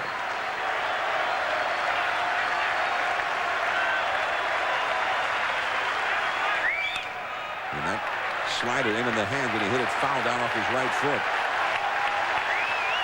Nasir, a right-hander, warming up in the Oakland bullpen. The Red Sox have Johnny Damon, a lefty, due up in the last half of this inning. Then the right-handed Garcia Parra and the switch-hitting Miller. The top of the order coming up for Boston in the last half of the 10th. The crowd at Fenway, 35,460. Everybody standing again. 2 down, nobody on in the 10th inning.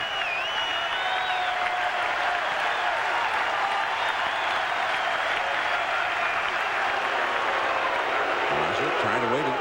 Ask for timeout. Backed away. Derek Lowe, the starter for Boston tonight. 7 innings, 1 run, 6 hits allowed. Still out there in the dugout.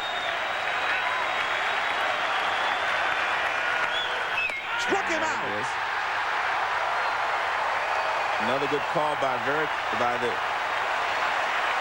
Red Sox. High fastball finishes them off. 9 in a row retired by Timlin. Now to the last of the 10th inning, and the top of the order coming for Boston.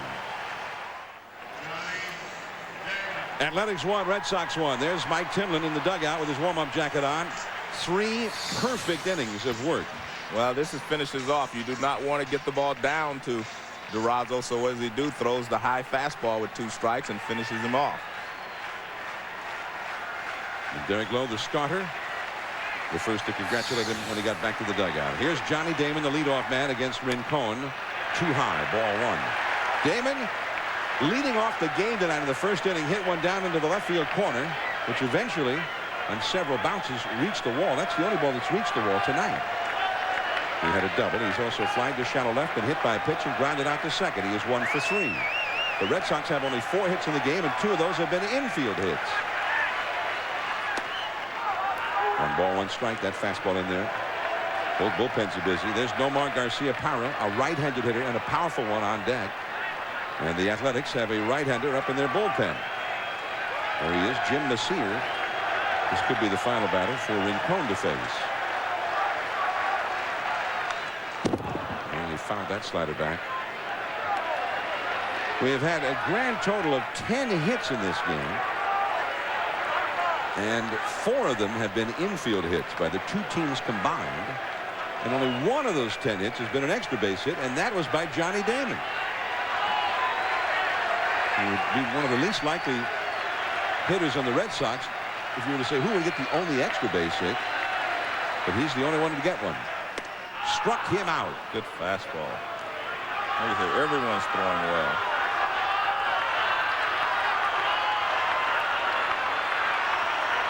Well, Rincon just reaches back and lets the good fastball go right toward the outside corner.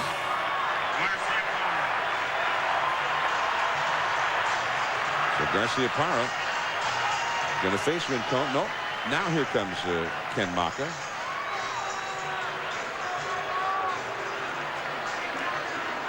And Maka is going to bring in Messier. 1 out, nobody on. In the home half of the 10th from Fenway. 1-1 the score, and we'll be coming right back. Athletics 1, Red Sox 1. Last of the 10th inning from Fenway Park. 1 out, nobody on. Well, Oakland was its own worst enemy, committing 3 errors back in the 2nd inning, and this play, an obstruction play, the only Boston run scored in that one. Burns apparently scored there, but it turned out he never touched the plate and was tagged out. Tejada thought he was going to be allowed to score there, so he stopped running after he ran into Bill Miller on his way to third base, but they did not allow him to score. He stopped running and got tagged out, and the umpires let that stand.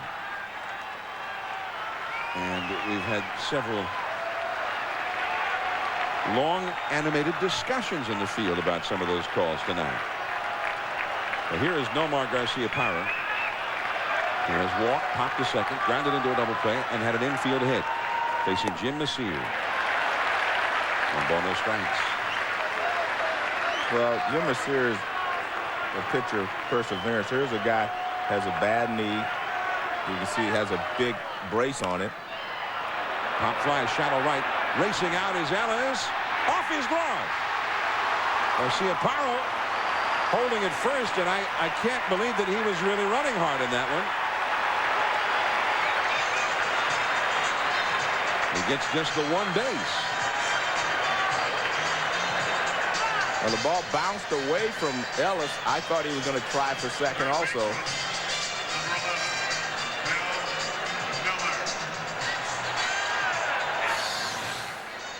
Well, it's a little flare. And you see Ellis go out for it. Garcia-Parra was running. He just decided that he couldn't get there. You see the ball hits off the tip of his glove and bounces away. Here's a base hit for Nomar, the 5th hit for Boston. And here's Bill Miller, who is 0 for 4 in the game, now 2 for 13 in this series. Batting left-handed, which was his strong side, especially at Fenway. Manny Ramirez on deck. Nomar had 19 steals during the season. And Miller pops it up foul. That'll go back out of play. The Red Sox fans, those first 2 games, giving a lot of these Red Sox fans bad memories of things that have happened in previous postseasons. Well, the one thing that is impressive to me tonight is the fact that the Oakland A's, they have a pattern, you know, how you want to pitch certain guys, but you still have to make those pitches. They have stayed in tight on Bill Miller most of the evening, Manny Ramirez, several guys, but you still have to get it in there, and they've been able to do that. And when they miss, they don't miss over the plate, they miss inside even further. So they've done a great job of sticking to their game plan. Does that kind of remind you of that Oakland pitching staff in 1972 that came in and really shut down the Big Red Machine? I thought that was the greatest pitching staff I ever saw under pressure. They never made a mistake the entire time they were pitching, and I won't compare them to that yet. I mean, they did it through a full 7-game World Series. Yeah. Exactly. But I mean, this Oakland staff, they are not making some great pitches and no mistakes. I mean, if they decide to pitch a guy inside, they've been able to get the ball there. They pitch him away, they've been able to get it there. So you have to give them a lot of credit for what they've been able to do to the Red Sox here in Boston. Zito, Lilly, and Hudson side by side in the Oakland dugout. And the outside to Miller, missing. 2-1. Well, if you're ever going to do anything, this is the time to do it. I mean, you have a 2-1 count, counts in your favor. You have a speedy runner at first in Garcia Parra. And if you want to put something on, this is the time to do it. And eventually you're going to have to make something happen. 2-1 to Miller. Manny Ramirez on deck. Nomar not running. Miller pops it up. Chavez over at shortstop. And he made the grab here. 2 down. And here's Manny.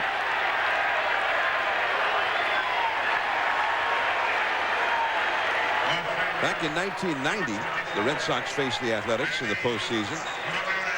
And Boston that year had a 1-2 punch of Tom Brunansky and Mike Greenwell, a couple of hard-hitting outfielders. And those Athletic pitchers shut down both of them. 1995, when they had Canseco and Mo Vaughn together, both of them were shut down entirely by the Cleveland Indians. Canseco 0 for 13, Vaughn 0 for 14 in that postseason. Garcia Parra back to the bag at first. Jim Messier facing Manny Ramirez. Ramirez has only had 7 career at-bats against Messier, but he has had 4 hits in those 7 at-bats, including a home run. But Manny has had no success against anybody in this series. That slider bouncing in the dirt, grabbed on a hop by Ramon Hernandez. It's interesting. I was watching Garcia Parra at first base. He timed him perfectly, jumped out there, and then stopped.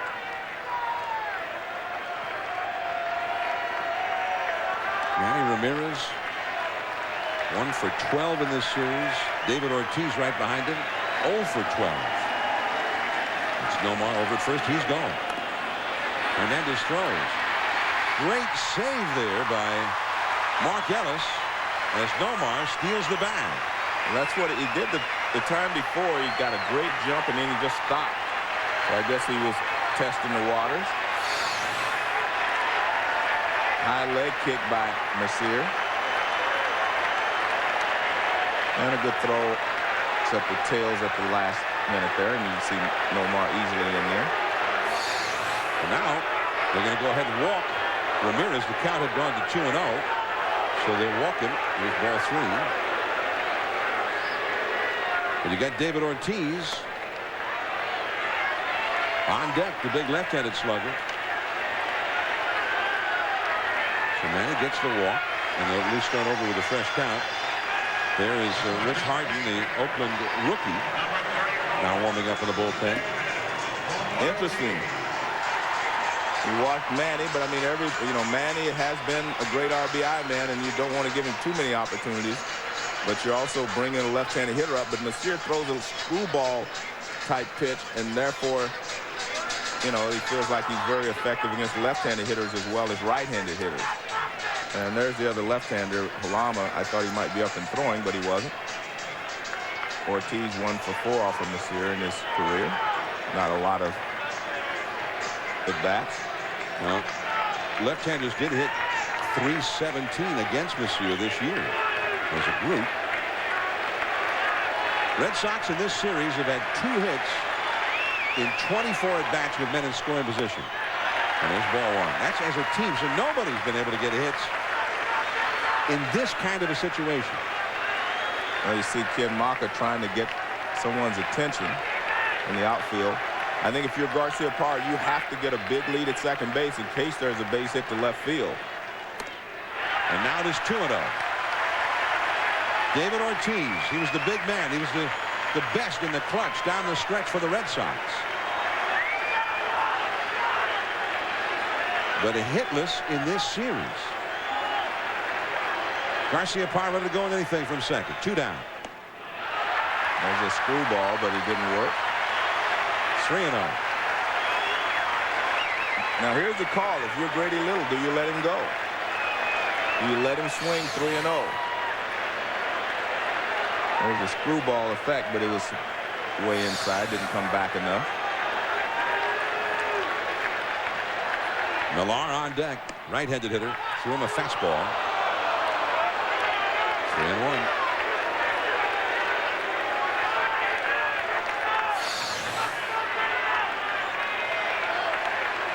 Inside corner on the acceptable edge there. Well, he threw that off speed pitch again, Joe. Yeah. And he fooled him. Well, that's why I thought I would, you might let him swing 3-0, although it wasn't a good pitch to attack on 3-0. It was a pretty good pitcher's pitch. So now Nomar, who has some speed anyway, will be off and running with a pitch. There he goes. A bloop, but Tejada back to get it. Fastball in on the hands. The Red Sox just cannot get the big hit. 2 for 25 now. And Ortiz 0 for 13 in the series. Tejada coming up. The Athletics leading this best-of-5 series 2-0 over the Red Sox. The Red Sox facing elimination tonight. They need a win. We're going to the 11th inning, though. Still 1-1 as the tension continues to build.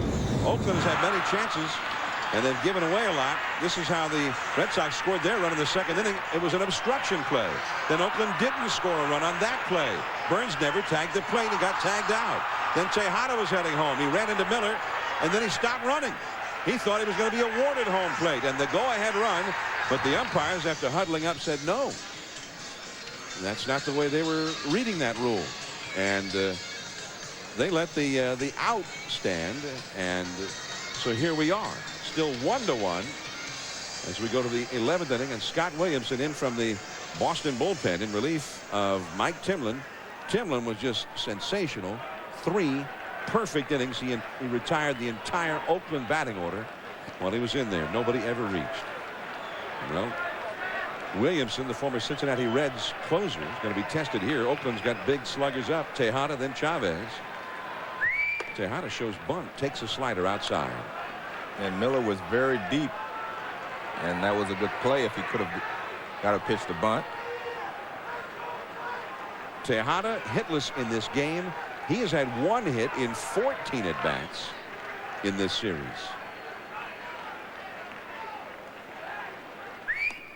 Well, that was a high-hanging slider that misses. 2-0. Well, of course, you have to be careful with Miguel Tejada, especially now that you've gotten behind the count, because he does, hit some dramatic home runs. The 27 homers overall this year. Ooh. He powered one right by him. 2-1 the count. Well, that was one to hit right there. Well, I don't think it was. It was in, I think, enough. It was just a fastball. See, that ball's inside. He pulls his hands in to try to get to it. 2-0 with ball out over the plate like that, you probably could do something with it. 2-1 the count to Tejada.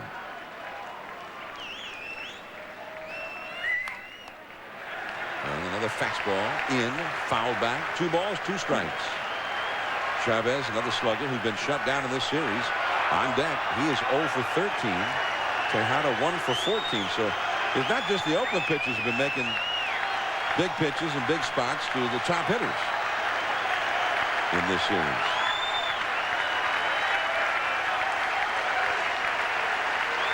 Two and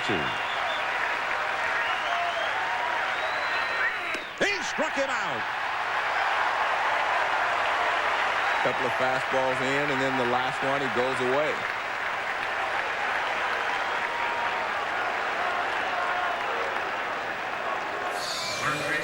Well, you see Mirabelli set up outside, but he gets a lot of the plate with it, but he goes toward the outside corner. Just reaches back and lets it go. Now Eric Chavez, 0 for 3. He's not been able to get the ball out of the infield. He's grounded out twice and popped out once. He was also walked intentionally once. But he's always dangerous. And a slider that is hit foul and back over the rooftop and maybe into the streets of Boston. 0-1. Chavez had 29 homers, 39 doubles, 5 triples, and 101 runs batted in during the season, but has not had a hit of any sort in this series.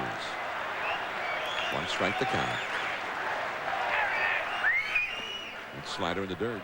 1 ball, 1 strike. Rich Harden, the rookie right-hander, up in the Oakland bullpen.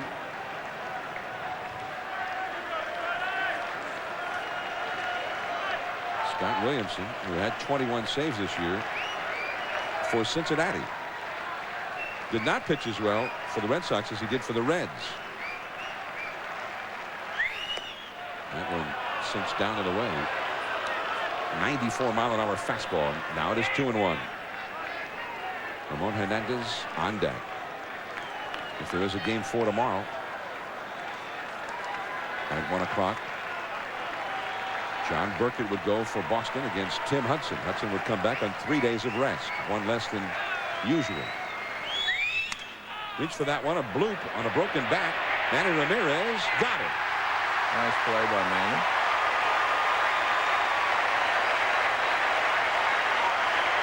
And one of the things that they said this year, he's really improved defensively in the outfield.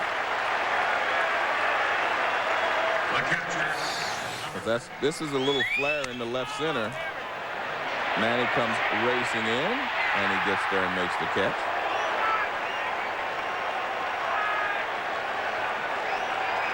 Well, there was a lot of feeling around New England that Manny should have caught that Eric Burns double the other day in Oakland. Well, I didn't think so. The sun came out, and it was a very tough field out there. Here's Ramon Hernandez. 0-1.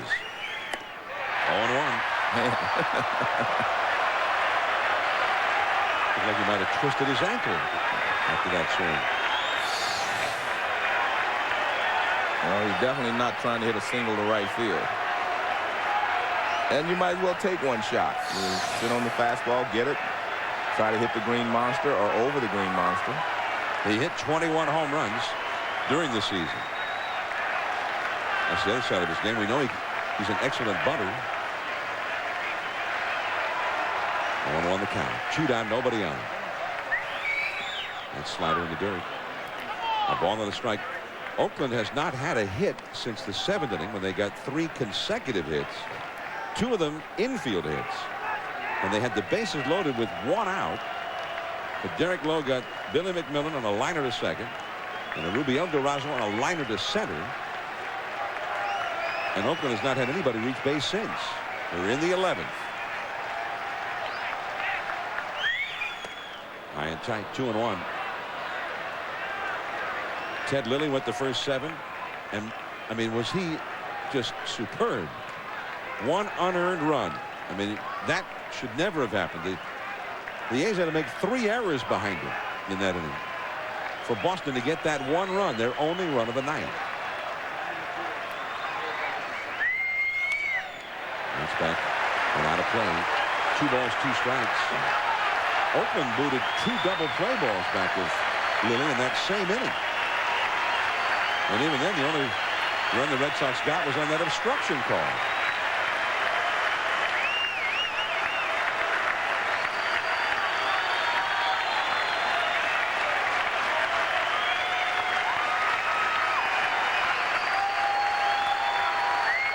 To the count. Slider right there. Strike 3 call. Williamson retires the side in order. Now Boston with Millar, Mirabelli, and Kapler, the due-ups. It is still 1-1 in Boston.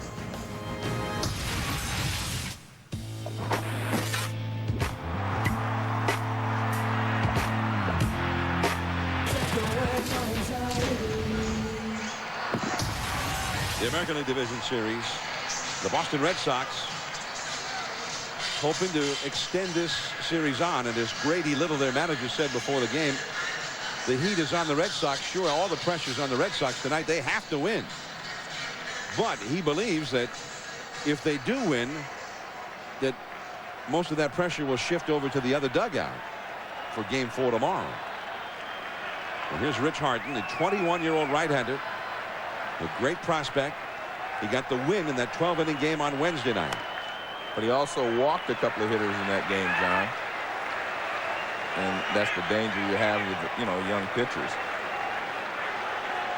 He came on after Keith Folk had pitched 3 innings. He pitched a scoreless 12th, and then they won it in the last of the 12th. As Millar pops one up. Tejada. I mean, this is really extraordinary. And you really have to give the Athletics credit, their pitching staff, and everybody involved with Oakland. I mean, obviously they have a plan, and these guys are executing it. I mean, the Red Sox, an extraordinarily powerful ball club, a great hitting ball club, especially in this park. And they're hardly ever getting the ball out of the infield tonight. They hit .316 here in this ballpark as a team. And tonight, a pop-up to the shortstop. That's one of the deepest hit balls they've had. Now Doug Mirabelli up for the first time. Fastball in there at 96 miles an hour. Strike 1. In the last 24 of the 3rd innings of Red Sox at bats, they've had 2 runs, 1 of them earned, on 11 hits. Trot Nixon out on deck. Slider is low. This guy got a pretty good repertoire of pitches. That great fastball. Also throws a split finger pitch.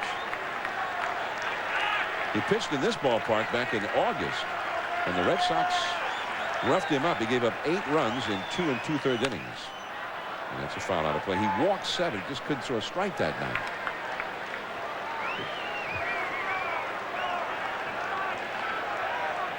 In the minor leagues this year, he was 11-4 in 18 starts. In 101 2/3 innings, he had 108 strikeouts.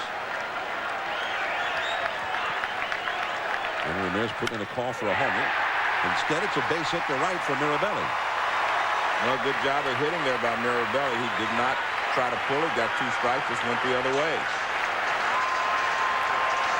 So now Trot Nixon's going to come up to pinch hit for Gabe Kapler.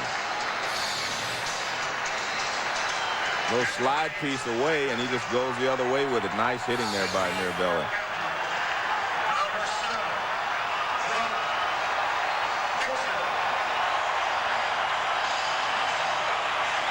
Crowd roaring its approval with the arrival of Trot Nixon at the plate. Trot had 28 homers this year for the Red Sox and hit .306. Jason Varitek, they pinch ran for him when he got the base hit. Now they do not have another catcher, so they can't pinch run for Mirabelli. You'd like to have a little more speed at first base, carrying the winning run, but they're not in a position to do that. Brown pinch ran for Mirabelli in the 9th inning. For Veritek in the 9th inning. Well, that's one of the problems. You get to extra innings, managers' moves start to be eliminated. And that is a strike on the outside. 1 ball, 1 strike. But of course, you have more moves you can make in the American League because of the DH. You do not have to pinch hit for the pitcher or move the pitcher. National League, you're a little more limited because you have to pinch hit for someone. And then he's putting a call for a big fly. Nixon high in the air, deep to center. Burns is back at the warning track at the wall. It's gone! And the Red Sox have stayed alive with a win in the 11th.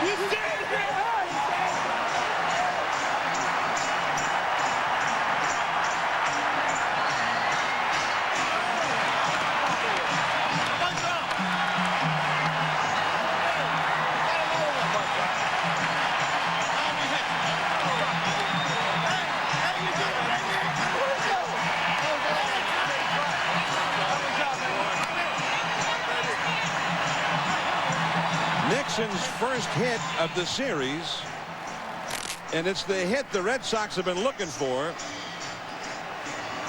3 games and into extra innings of the 3rd one. Over the 17-foot high wall in straightaway center, and Boston will have at least another day. Well, Manny Ramirez was calling it. He was they finally came through. Fastball, looked like it was a fastball, middle of the plate away and up a little bit. You see, set up outside. There it is away, and it's up a little bit. When Nixon hit it, I think he thought it was gone. A great job of base running by Mirabelli. He was going to score if it hit off the wall because he had rounded second, but no avail. As you see, Burns goes all the way to the back.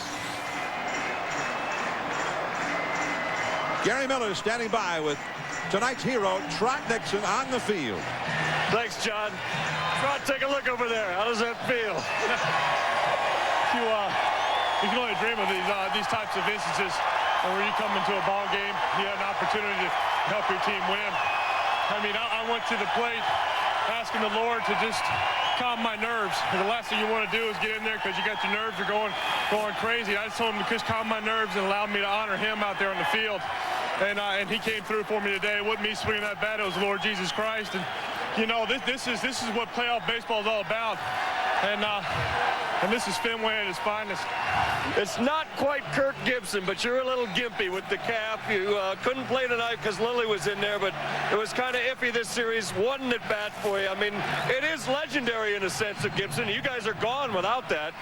It isn't in the World Series. Mine was in the Division Series, but you know, hard to get pitcher. He's a young pitcher, and I knew he was going to come in with something hard. And when I shook, I just felt like, he wanted to try to throw the fastball in there. And he's got an overpowering fastball, a great fastball. And if I had that kind of fastball, I'm going to want to try to throw it by guys. And I was just, I was a little tardy on it a little bit, but you know, that ball just carried out. Usually it doesn't carry in this cool weather right here at Fenway, but the Lord blessed me right there. You were standing there watching it, though. I think you thought it was gone. No, I knew I hit it good, and then I was just running because I knew the Mirabelli was the key run right there, so I didn't mean that much, and I was just hoping that Burns was going to run out of room back there. But, I think the big thing today was our pitching staff. They did a phenomenal job here almost for 12 minutes right here, shutting that. Everybody says they don't have much of an offense over there. They got a great offense over there, and our pitching just did the job today. Did I see you with long hair before the game and you get a haircut during the game in the Kevin Millar tradition? Yeah, these guys were all over me, and Kevin said, what would it be like for you to come back down in like the 6th inning with no hair? And I said, I don't know if it's going to happen or not, but it's not the first time I wore my hair like this, but I wear it like this now. So the secret is the in-game haircut. Now, you mentioned the pitching. Let's get Derek in here, because without Derek, just give me your reaction to what you saw here. I know you came back and forth to the dugout, and the scene you see behind you. Yeah, we just wanted to get back to home, and you know, we have possibly the best home crowd in all of baseball, and you know, you could tell by the way Lily was pitching that you know, it was going to be a nip and tuck game, and you know, we had some. You got to give credit to Veritek for stopping Burns, and I believe the 6th inning, but. You know, we really believe that we're still in this thing, and we'll come back tomorrow with the same attitude. Okay, Derek Lowe is an amazing home pitcher, and Trot Nixon helped him and the Red Sox stay alive today. John? Thank you. All right, and so the Red Sox somehow stay alive. It looked unlikely for a long while in this one, and there were a lot of things that conspired against the Athletics for sure in this one, but ultimately with the game tied at 1 in the 11th inning, it was Trot Nixon, who had not been in the game until right here, and he hit it over the center field wall, and that was a winner for the Red Sox.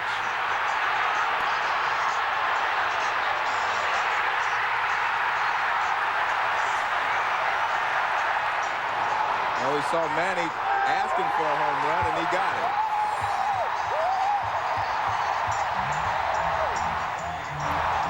And Derek Lowe, the first out of the dugout, to race to the plate to greet the 2 runners. Mirabelli, who also came into the game late. He came in the 10th inning and had 1 at bat, and his single started this rally. And that's the way to finish it off. There's Trot Nixon running around the bases. The go-ahead run had already scored, but the winning run had already scored, I should say, and he came around to make it 2-0. The last time that there was an extra inning postseason game at Fenway was Game 6 of the 1975 World Series, and Carlton Fisk ended that with a home run, the fabled home run off the foul pole. And now Trot Nixon, 28 years later, ends the next extra inning postseason game with a home run, and it sets up a Game 4. John Burkett, 12-9, up against Tim Hudson. Tim Hudson will be working on short rest, 3 days of rest, here tomorrow at 1 o'clock on ESPN. We hope you'll be able to tune in as we bring you baseball from Fenway. The Red Sox are still breathing, and for the Athletics, for the 7th consecutive time, they have lost a game in which they could have clinched. Now to Sports Center.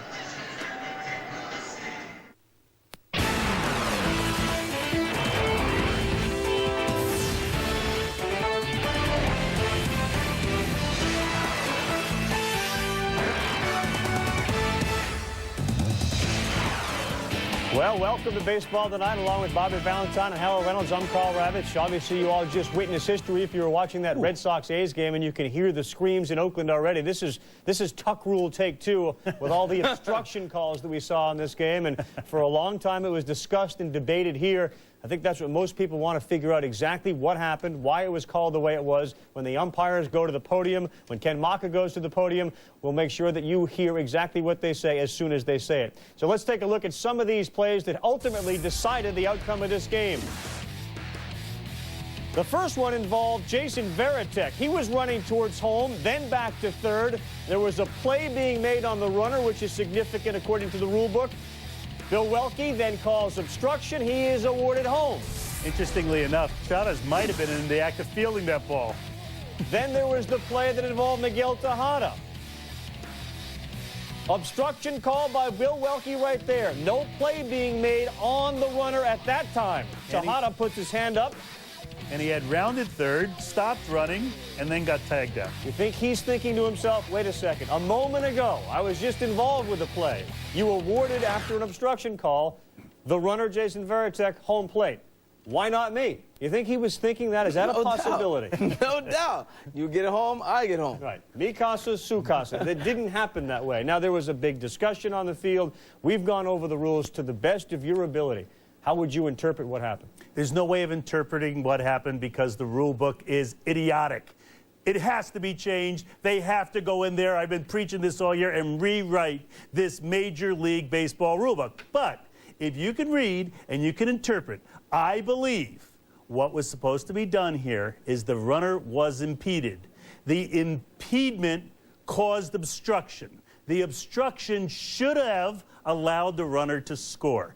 As I read the rule book, I don't believe it says that if, in fact, the umpires think he could have scored or not. I don't think it says that. Now, I can read, and Carl can read, and I really don't believe. And I can read. And Harold, I don't think Harold can read. And Harold can really read. No, he's really good at reading.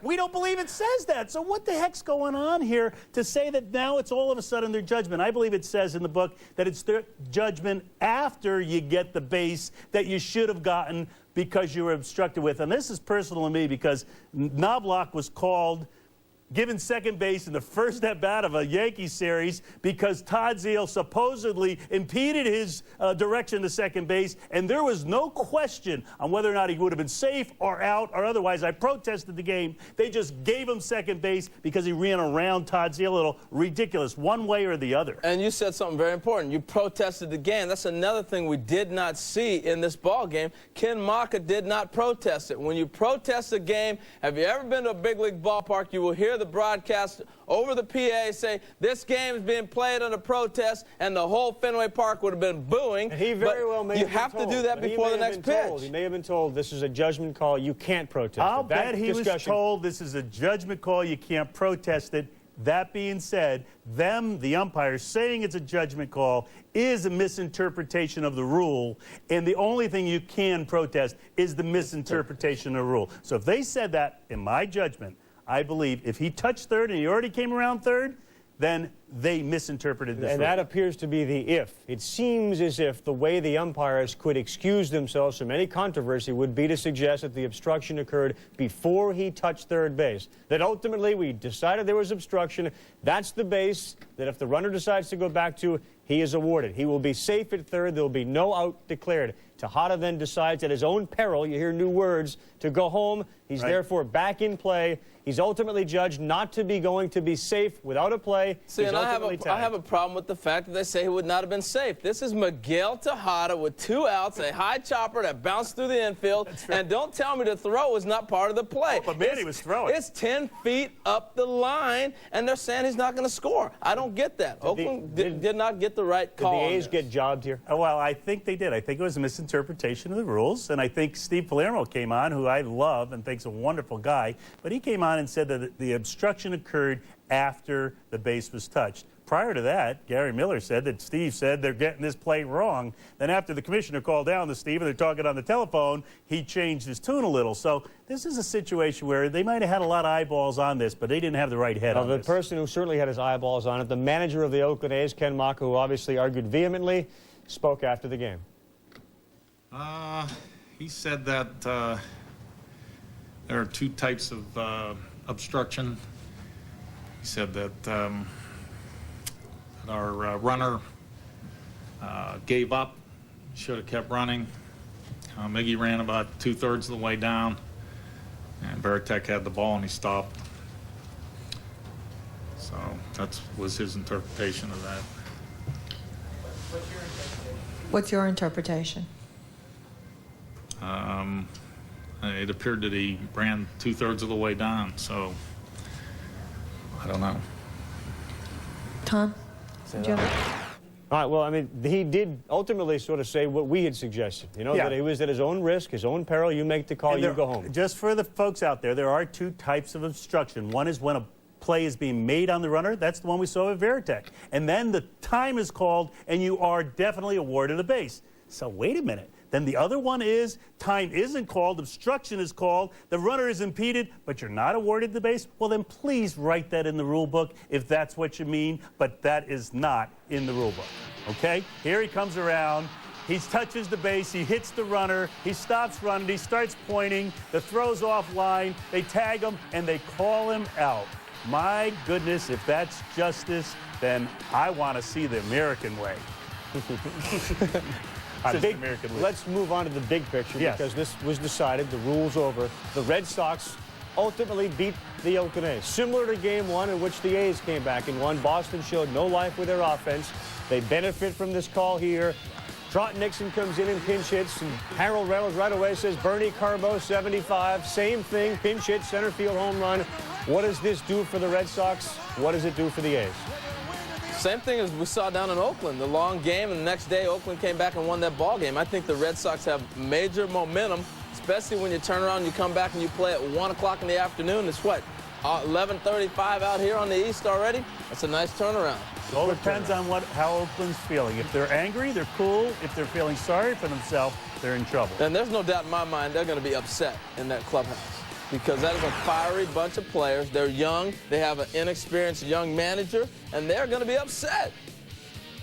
2-1, the Red Sox win it. They get 7 hits. This is the team that hits over 300 at home. Miguel Tejada still hasn't come up with a clutch hit. He went 0 for 5. Manny Ramirez doing a better job signaling other people's hits than delivering his own. Another 0 for 4 effort for him. Second walk-off home run at Fenway Park in the postseason, and the first game since that one when Carlton Fisk did it in Game 6 of the 75 series. You see the differences as far as men on and the innings that it occurred in, but obviously a very significant moment in Boston Red Sox baseball. Meantime, the starters in Game 4. This breeds of a mismatch. Tim Hudson against John Burkett. You saw Pedro Martinez run out to the bullpen. He wasn't used. Should there be a Game 5, they'll obviously pitch in it for the Boston Red Sox. Tim Hudson was unhittable basically in the first game that he matched Pedro in. John Burkett, you know his resume. First inning, okay. After that, well, I'm really impressed with the scouting reports that everybody's had. If you watch Lilly tonight, he was throwing everything up high, and the Red Sox hitters continued to chase, and we're not able to make the adjustments. If I'm Tim Hudson, I bet he does basically the same thing and throws very similar to what he did in Oakland, and it's going to be up to the Red Sox hitters to make that adjustment. Teams go into slumps. This is unbelievable for the offense. I can't believe that Boston is struggling this much, and I can't believe that Hudson's going to have the same game as great as he is on 3 days rest, and it's a day game coming into Fenway Park. I thought Fenway Park would at least get a couple hits. These were the worst at-bats of the year for every individual on that team. Maybe they hit bottom, and maybe they're on their way up with Trot Nixon. I don't know. I'm not rooting. It's unbelievable that they could be that bad. And prior to Mirabelli and Nixon, as John Miller pointed out, a 140-foot fly ball was a long ball for the Boston Red Sox. All the way to shortstop a few times.